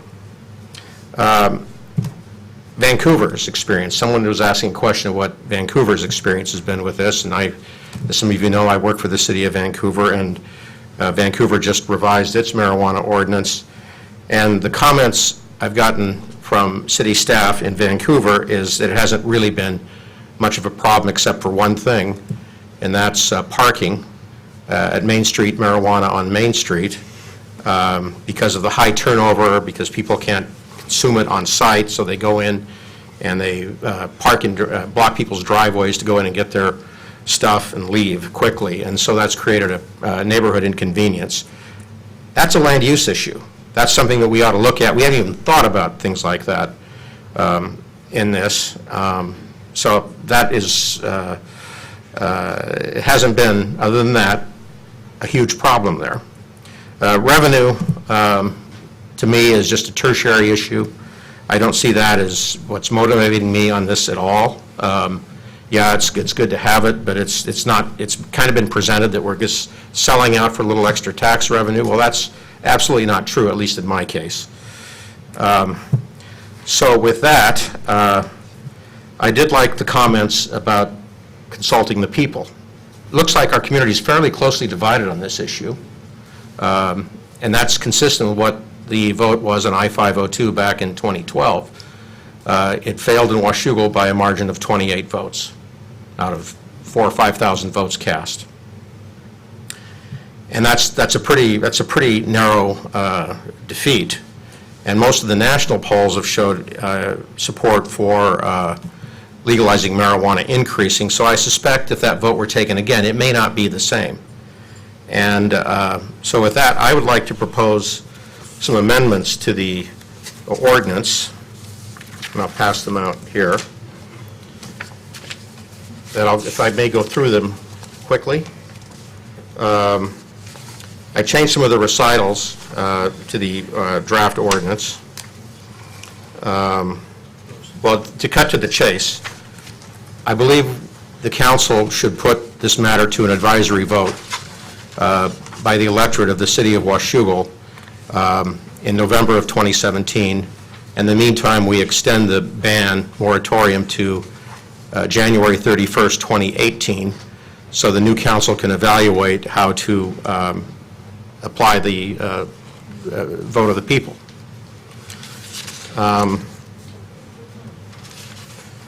Just for the information, because this is a land use ordinance, it is not subject to referendum, because the state has said that city councils pass land use ordinances. However, as an advisory vote, we could consider the opinions of our citizens, and I would commit to honoring how that vote came out. Even though I'm skeptical of the benefits of banning retail use, if the electorate of this city said, we don't want it, I would vote to continue the ban. I'll make that commitment now. Just real fast, the first deletion I have in one of the recitals is it's expressing a legal opinion, and I don't think that we are here to render legal opinions. And then I just start adding some language, and I'll read it for the benefit of the audience. This is on page 2. Whereas good faith arguments can be made to ban marijuana production and retail in the city of Washougal, including exposure to minors, potential addiction and greater use, threats to public safety from intoxicated driving, federal preemption, and potential secondary effects on properties adjoining marijuana production and retail facilities. Okay, and then I go into the second point, arguments to allow it. Whereas good faith arguments can likewise be raised to allow marijuana production and retail in the city of Washougal, including providing a retail facility that medical marijuana patients can use, shutting down the local black market, promotion of personal liberty where most marijuana customers use the substance without incident, enhanced city revenue from marijuana sales, and the potential unintended consequences of additional intoxicated driving from residents purchasing products elsewhere, and that banning it will encourage a local black market that will sell to minors. And then whereas the vote inside the city of Washougal was very close on Initiative 502 in November 2012, which narrowly failed in the city by 28 votes. And whereas subsequent to November 2012 vote, national polls have been released which generally indicate a trend toward more support for the legalization of marijuana. And whereas the City Council of the City of Washougal has doubt about where its residents stand on permitting marijuana retail and production inside the city. And whereas the proposed ban is framed as a land use ordinance, and the record is bereft of consideration of normal land use issues such as impacts on adjoining property, parking, traffic, or the ability to provide public services. And whereas the use of a land use ordinance to ban marijuana renders a citizen vote on whether a ban is what our citizens want through the referendum process legally impossible. Whereas a common complaint about government is that its leaders tell the public, quote, "we know best," close quote, and the Washougal City Council acknowledges that we may not know what is best without consulting our citizens in a formal democratic way with the broadest possible public participation.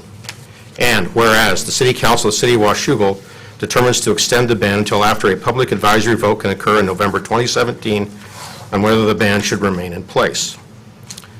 And then there are some recitals that remain and a deletion, whereas this is deleted, whereas the City Council finds and determines that the continued prohibition of medical marijuana cooperatives and recreational marijuana production, processing, retailing facilities would protect the public health, safety, and welfare of the city. I don't think we really know that, and we're qualified to make that kind of, render that kind of opinion. And finally, Section 3 is added that just would extend the ban to January 31st, 2018, so that we can evaluate the results of the election November 7th, 2017. And there could very well be new council members at that, and so they should have an opportunity to vote on it. So I would move this amendment to the ordinance. Second. Point of order. Go ahead. A question for the city attorney. How many affirmative votes does it take to pass an ordinance? 4. So we need 5 only if it's a emergency? Emergency, which we're going to have later. Okay. So we would need 4 votes, but in order to make the amendment to the proposed ordinance, we would only need 1, 2, 3, 4, 5, 3. You'd probably still need 4. To make the amendment? You're basically still passing a new ordinance. Well, you're the city attorney. I think that 3 would get it to the point where you could vote as a whole, and then it would take 4 to pass it. Right, but 3 to amend the proposed ordinance. To get it to the point where you would vote on the ordinance as a whole. Right, thank you. That's all, thank you. Conversely, Don, could they amend the existing ordinance, just moving the sunset date out to January 31st, 2018? That's an option as well. But that would only take 3 votes. It would take 3 to get it to the point where we voted on as a whole. So the three would approve the amendment, but nothing's been passed. It just means it changes what's in front of the body. But what I'm talking about isn't either one of these. It is just moving out the expiration date, the sunset date, on the existing ordinance that is already on the books to January 2018. So there's a motion on the table, so any amendment to that, just a majority of vote. If everything was withdrawn, and then someone made a motion to amend it, to change the date, change the 6 to an 8, then that could be placed on the table, and that would be a new motion. It could be seconded, but it's an ordinance, so it would take 4 votes to pass it. So either way.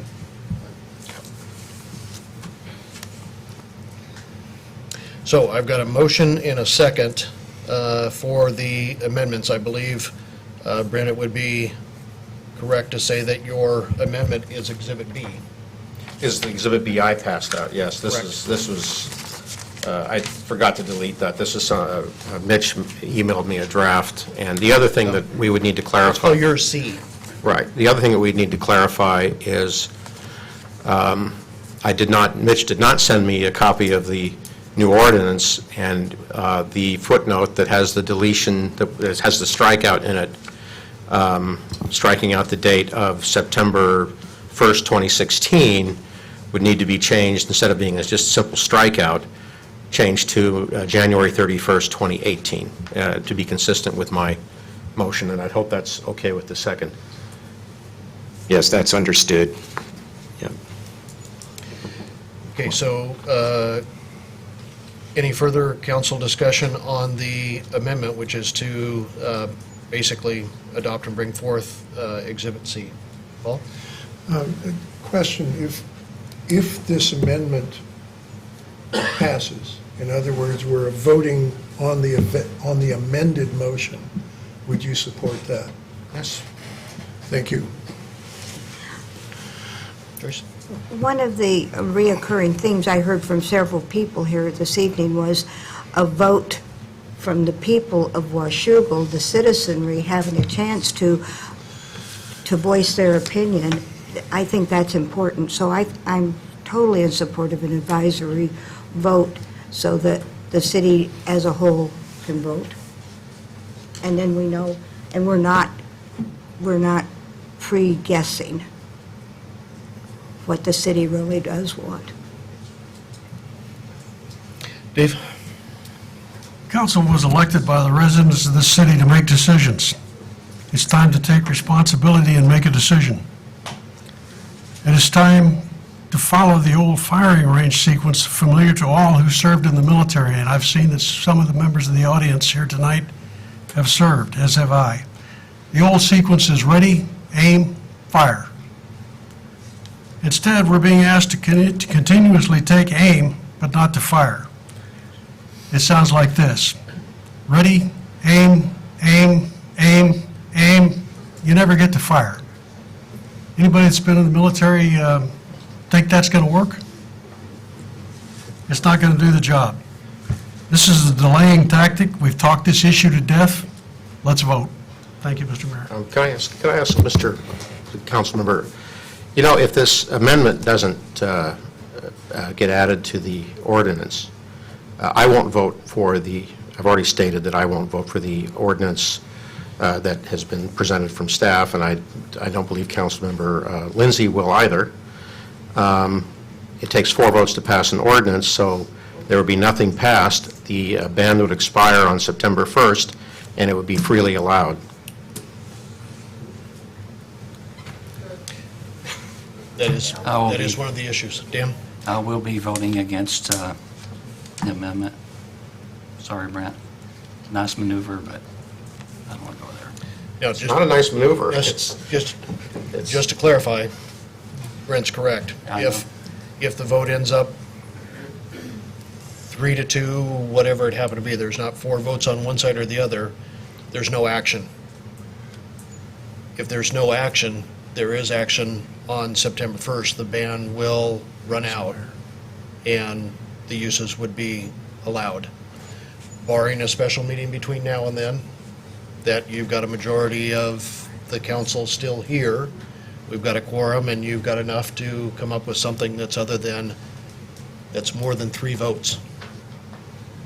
So, I just want to Everybody be... will just have to, I guess, fall where they fall, and, reputation will be made one way or another by this vote, so. Understood, but to finish the clarification, in the amendment, Exhibit C, what Brent has passed out, that would, if it gained 4 votes, continue the ban for another year and some months until after an advisory vote has been taken. So that's where we're at as far as the number of people that are here, unfortunately. Joyce, first. One thing about an advisory vote by the people, the council could change next year whatever we do tonight, and there's no basic knowledge of still the community. It gives us where the community really does stand on this issue so that our council and future councils know. And I think that's a valuable thing as a public servant who is trying to represent the city and the majority of the city. Dave? In addition to the vote of 2012, which as you indicate was close, we've had a survey that indicated that it was close. Again, though, I think it was, if I remember correctly, the survey said not in favor. Yeah. And it wasn't by any fantastically large margin. It was pretty small. So we've got a pretty good idea of where the community stands. But it's the council's responsibility to make policy for the city. That's what we were elected for. Our fellow citizens said, get up there, study the issues, and make decisions. And many of them said, because we don't want to be bothered with it. We've got our lives to live, we've got our jobs to do, we've got a living to make, we've got kids to raise, and a variety of other things. We want you to do it. And I'm not willing to sit here and say, well, gosh, let's ask the people what they think, because I don't want to take responsibility for it. It's time to take responsibility. And as far as what happens tonight, it's obvious that we need the full council here to get a good decision on this. And I think maybe this was a bad time to schedule this, in retrospect. I'm not criticizing anybody who scheduled it. In retrospect, I think it was a bad decision. And I would like to see the full council here to make this decision. I don't see that there's anything that's going to happen on the 1st of September that can't be undone at the next meeting. I believe your community development director would argue that that is incorrect. How about it, Mitch? What's the story? Someone could come in with an application and receive vesting and move forward before you took action. It depends, does it not, on when we took action? If you don't take action after September 1, they could walk in the door. Your next meeting is September 12th. Can we continue the moratorium until we can get That's what the this- full council to do a decision on this? You can if you can get 4 votes for You it. need 5 for that. Moratoriums are land use issues, and you may not extend them. Folks?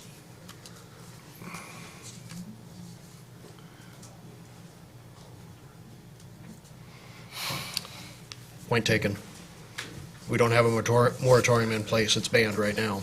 Brent, I think you've put us in a bad position here. I didn't put you in a bad position. This is it. I don't know why, we should have had a little more time to, before the expiration, before we considered this. Now, We've talked this thing to death. well, I've been very clear what my position was on this, and I saw this problem coming, and I tried to work on a way to get us out of it that does not let unintentionally a ban expire. And so what I wanted is a public vote. I have to disagree about talking about making tough decisions, because the tough decisions that they're asking us to make is on drug policy, which is not something a city council is supposed to deal with under our system of government. We're supposed to deal with land use issues, and we've hardly ever talked about that in this situation. And that is just not the way our law was set up to operate.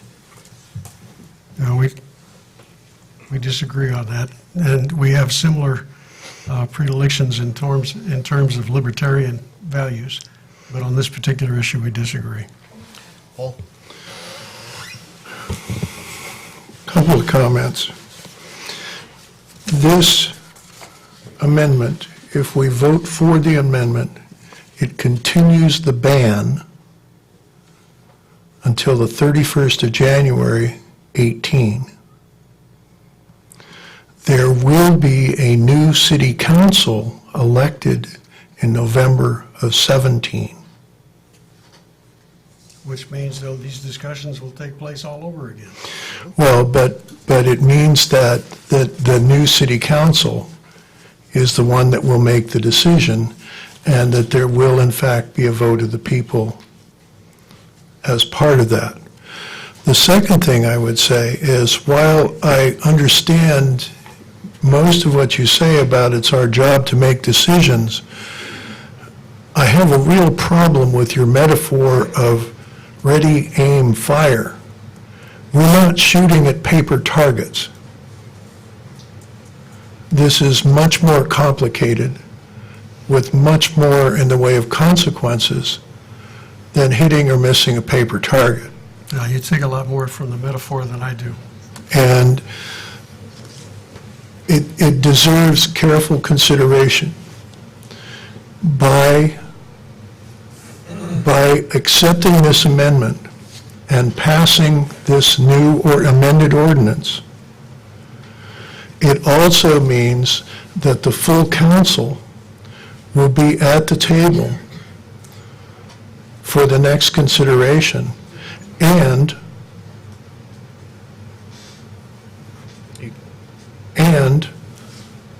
as I said before, this council cannot proscribe the actions of a future council. So whenever all 7 of us are here, this could come up again.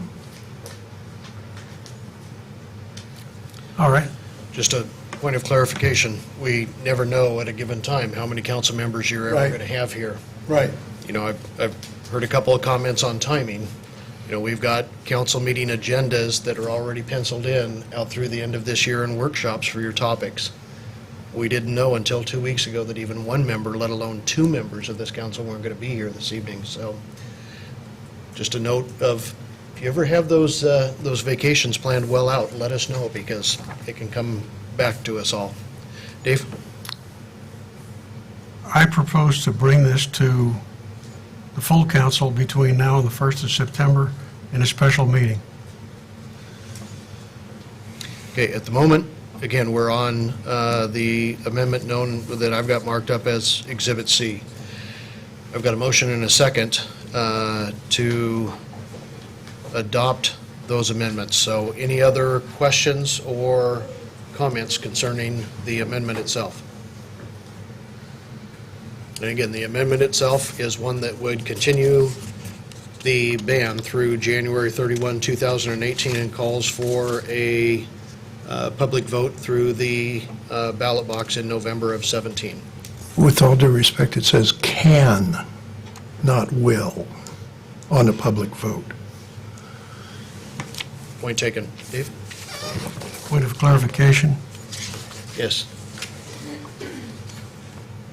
can we, as we make this vote, assume that if we ask for a special meeting between now and the 1st of September, that we will get one?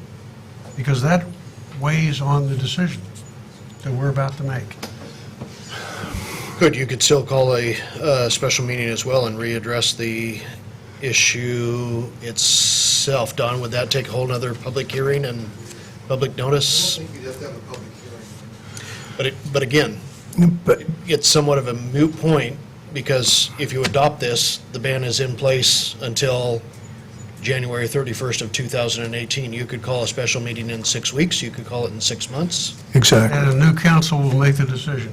A council will make a decision. I'm trying to get away from that. I We- want this council to stand up and make a decision. Yeah, my point is, a year and a half from now, the makeup on the council conceivably could be exactly the same as it is now. It would be a new council, just as every 2 years we have a new Congress. It won't be, because I'm not going to run again. 2 terms is enough. Everybody should do it once. Don, I think Dave just made an announcement. Nobody should Okay. have to do it twice, and nobody should do it 3 times. So there, and again, I'm not trying to sway you one way or the other, but in regards to the September 1st date, this amendment gets you protection of not passing that date and having the ban go away. It gives you a year and 4 months, 5 months? also has other unintended consequences. Okay, so again, I've got, Just one more thing to kind of underline something that you said, Mayor, is that anytime between now and 5 days before the 31st of January, this council could, or any city council, could bring this up for a different decision, and that would allow us to have all 7 here. But you won't, because it won't take place until after the vote of the people. It doesn't have to wait that long. It could happen next month. That's the intent. That's the intent of the amendment.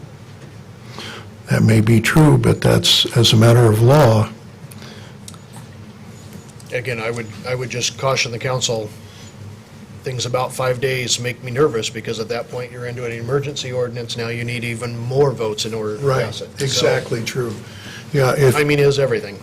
if it's not done before, what, the 31st of August, less 5 is 26, 4 days from now, and I know Michelle won't be back. And I'm not sure about Jennifer. Yeah, I don't think we've been informed on any of their return dates. And it's 5 days from publishing. 5 days for publishing, but it also, Time to get it in the paper. I would assert that if there's a special meeting between tonight and the effective date of the current sunset, that it will require an emergency ordinance to do something, and that 5 affirmative votes And a would be special required. A special meeting, which could be called by the mayor, or it could be called by 4 of you. It would require 5 votes at that point. Right now, it requires 4 votes as an ordinance. now, and I'll let you in on probably the worst-kept secret in the room in the last few minutes. If there is inaction by the council tonight through your votes, I will take the issue of calling a special meeting most likely on the 29th of this month. Make sure I'm here. I am. So I would be calling without the need of council having to get 4 of you together to call a special meeting. I would call a special meeting in the hopes that we would have an adequate number of council members here to take action one way or the other, Thank you. but not to have inaction that has an unintended consequence. So, we are still on the Exhibit C amendment. Any other questions on that? Dave? I'd like to hear from my colleague, Councilman Corsi, on this issue. Dan, what do you think? I think that people are supposed to make decisions one way or another, and they can hide behind maneuvers and legal things. But on this thing, I think you're either for it or against it by your virtual decision here. And I'm willing to take the responsibility and any assignment that comes to me because of my vote here.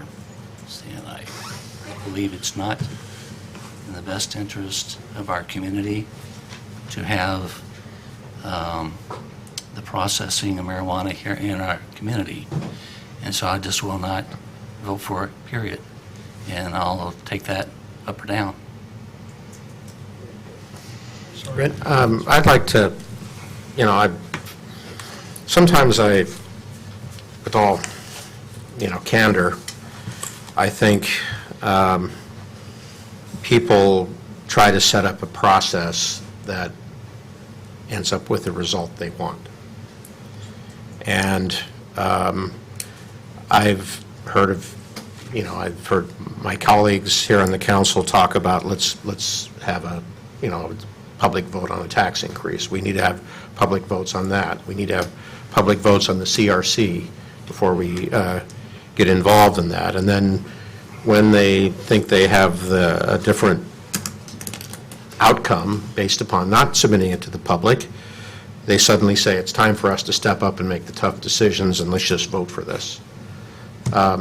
My personal philosophy is if I have genuine doubt as to where my community is on this issue, and this is something that people can understand. It's not like a complicated tax formula or something like that. This is whether we're going to have a retail marijuana facility in Washougal or we're not. That's something everybody understands. Now, there's some ramifications from that about, what it might mean for black market or other issues, but the basic question is, everybody can get that. And what is wrong with asking our voters their opinion? I just don't understand it. Again, and this discussion is on the amendment itself. Yes.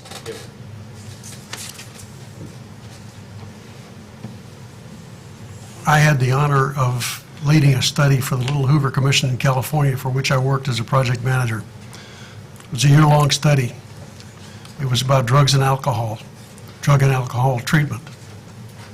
But it got into the question of marijuana. And every one of the people that we talked to who were in the business of treating people with addiction said, don't make it available. It's a gateway drug. So I don't want to see it in my community.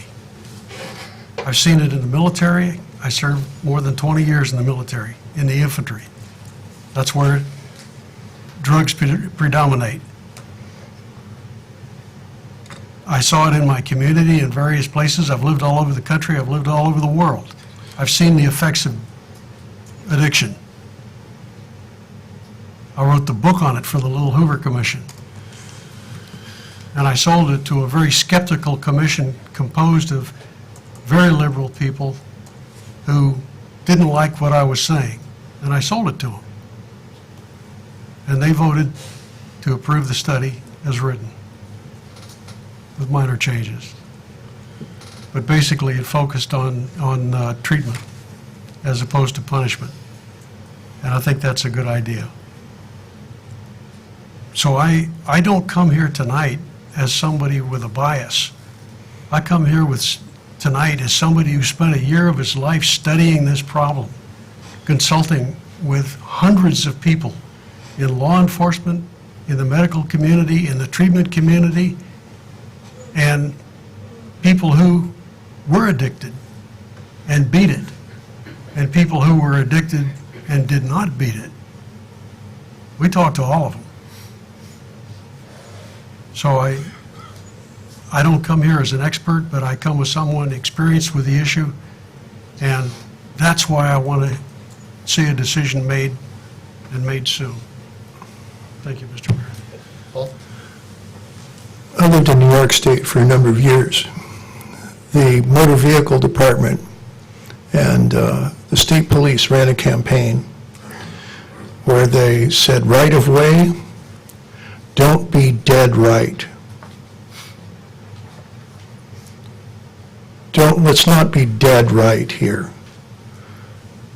If the best that we can do is postpone is continue the moratorium, rather than making it permanent, let's continue the moratorium. The ban. The ban. Let's continue the ban.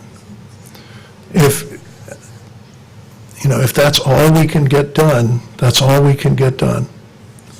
Let's not be dead right. Let's go for what we can get. You know how much time I put in with Unite and how you can guess how I feel about this. I've worked hard on this issue. And I believe that the best outcome that we can get tonight is to accept the amendment and pass the amended ordinance. Joyce? I want to be clear. It does state for a vote, an advisory vote on this in next November. The ordinance directs staff to take all steps necessary to get an advisory vote on the November 2017 ballot. That will entail us bringing a resolution back to you, and you would have to vote to put it on the ballot. That would just be a simple majority of those in attendance if you have a quorum. If this, if the amendment makes it through, I've got a couple of suggestions on the 14th whereas in there that will make that clearer that that's the intent. Okay. So.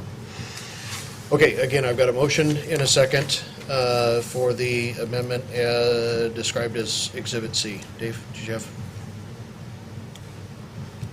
There have been a lot of people here tonight that pointed out that they lost relatives. I lost a sister to drug addiction. So I know the pain that you're going through. And in terms of what we can salvage tonight, I have confidence in the majority of this council. They'll make the right decision if you put it to them on the 29th. And that's what I hope to do.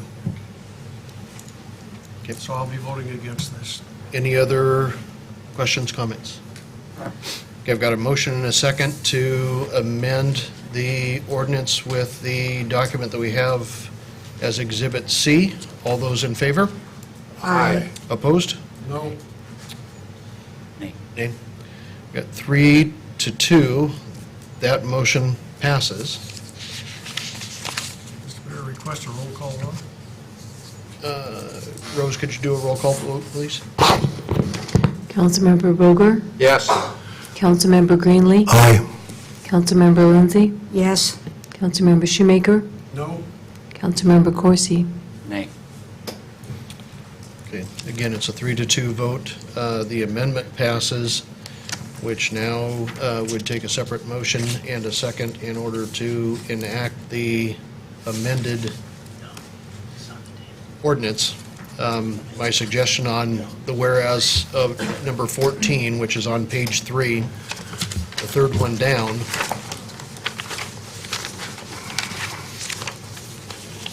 would be to amend it in the second line to remove the words "can occur," and then a Scribner's error on the second to the last word on that line, then should be "the." So it would read, whereas the City Council of the City of Washougal determines to extend the ban until after a public advisory vote in November 2017 on whether the ban should remain in place. That's acceptable. Point of order. Paul? Is that two subjects in a single ordinance? I don't think so. I think it's all contained within the broad scope of the, So in other words, this vote would not only extend the ban to January 1, 18, but it would also require a vote of the people? No, I think it more signals the intent of the council that there would be a vote, but your, It would take a separate action. there may be some legal requirements of actually putting it on the ballot. that- you would have to reaffirm all that. Right. And there's no conflict in that? I don't think there's a conflict, no. Well, let me just say that I do not support a public referendum on this issue. On the other hand, I do believe that we need to extend the ban to January 31, 18. You have a bit of a conundrum.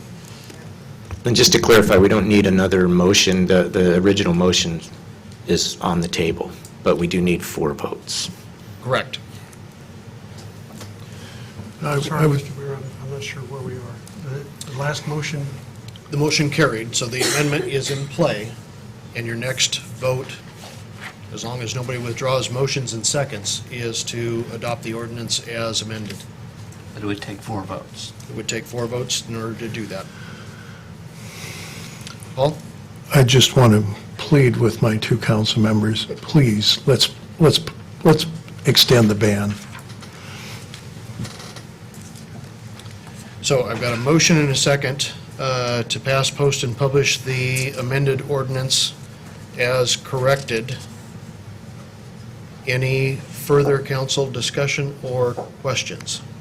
And again, a yes vote will enact what we have as Exhibit C, and it will take 4 votes in order for that to pass. Everybody's good? Last call for questions or comments. I just want to make clear that I saw this coming. I saw that we might have a situation where, when I heard that we're going to have 2 council members absent, that we might have a situation where we weren't going to have 4 votes to pass an ordinance. And I didn't want to have everybody blindsided by that. And I came up with this solution, which puts my desire to consult our citizens, which evidently at least 3 of my colleagues object to. And that's all my motivation was. Good. Any other last questions, comments? I just want to say, I don't understand why you can't take it to the citizens. Why we can't what? Take it to the citizens for a vote. It's an important issue in this city. Are we just smarter than they are, or what is it? I didn't say we can't, I just said I didn't favor it. Well, I don't know why there is a obstacle to doing that. This is a democracy. I think they have a right to be heard about how they feel. Dave? This is not a democracy. This is a republic which uses democratic means to make decisions. Excuse me. And not all decisions are put to a vote. That's why we have a republic. We elect representatives to make decisions for us, so we don't have to be bothered with it. And I'll tell you, before I got on the city council and the planning commission, I didn't want to be bothered with it until I saw what was going on. And then I wanted to influence it in the other direction. So I became an activist. I became a planning commission member and a city council member. I became a city council member when I found out that the planning commission was being overruled all the time by the city council. Mr. Mayor? So I would, the problem with referring it to a vote to the people was your question. I don't have a problem with referring issues to a vote of the people if the council can't make a decision. I think the council is willing to make a decision on this one, the full council. And I want to make sure that we do that on the 29th. Mr. Mayor? Brent? You know, there were a number of advisory votes that the county put on the ballot. I think it was 2013 or 2014. And I don't know that that was caused by a problem of the county commissioners at the time not being able to make a decision. Did you have a problem with the county commissioners putting all those advisory votes on the ballot?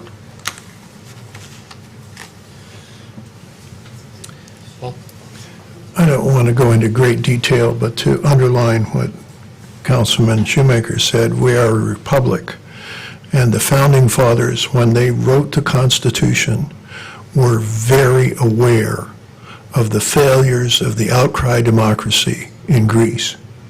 And they sought to eliminate those problems by creating a republic, not a democracy. I said I was sorry. And so anybody who wants to read that, I would encourage you to start with Wikipedia on If we Greek could, democracy. let's speak to the items itself and not a lesson. So, any further comments or questions in regard to the motion and the second that is on the table, which is to accept Amendment C, or Exhibit C as the ordinance? Mr. Mayor, could I just ask a question? Pardon? Could I just ask a question? I know, I don't know if this is important to consideration, the council's consideration, but there was some discussion about a special meeting, probably on August 29th. The notion that any affirmative action on any ordinance that would be in front of the council on that date would require 5 votes because it would be an emergency ordinance in order to be effective. Do we know the status of either of the other 2 council members? Would we be back here on August 29th with the same 5 council members here? Or potentially only 6? Or is someone else not going to be available that's currently available? Call in?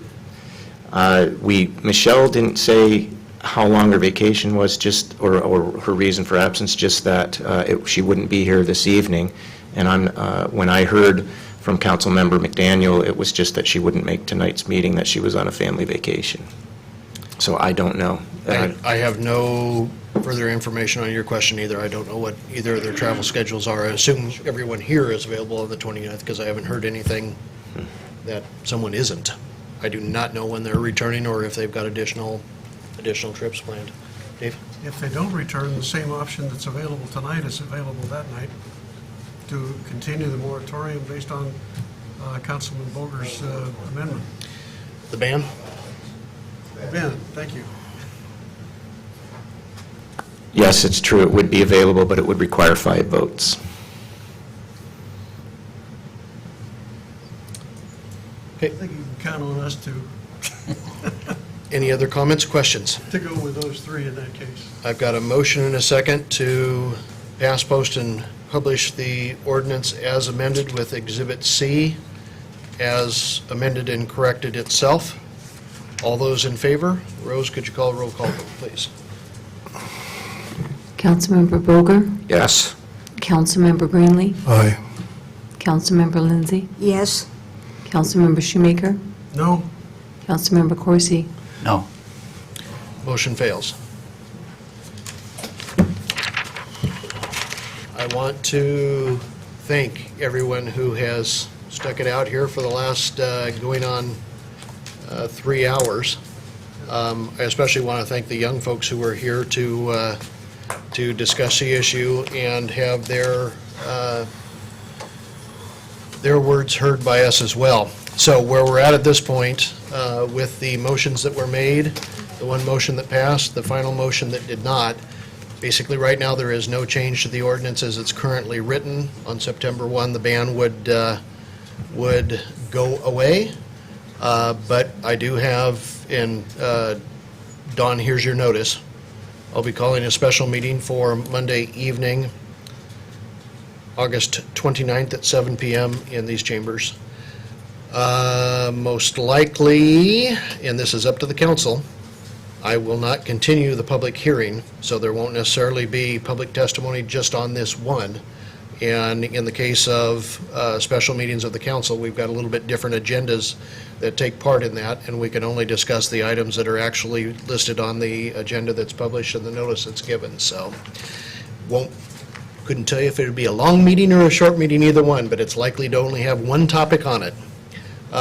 You are certainly encouraged, though, if you've got additional testimony that was not given today, certainly write it, send it to us. If you want to send it to my attention or to Rose's attention, either one, it will get distributed to the full council when we get them. So the record is still open from that standpoint. It's just the legal requirement for the public hearing and that type of stuff. We've satisfied that with the hearing that we had this evening, so I won't be looking to repeat that one, and quite frankly, we couldn't notice it in time to do that anyway. So with that issue is dispensed with for the evening. Council, would you like a 6-minute break before we tackle the rest of the items? yes.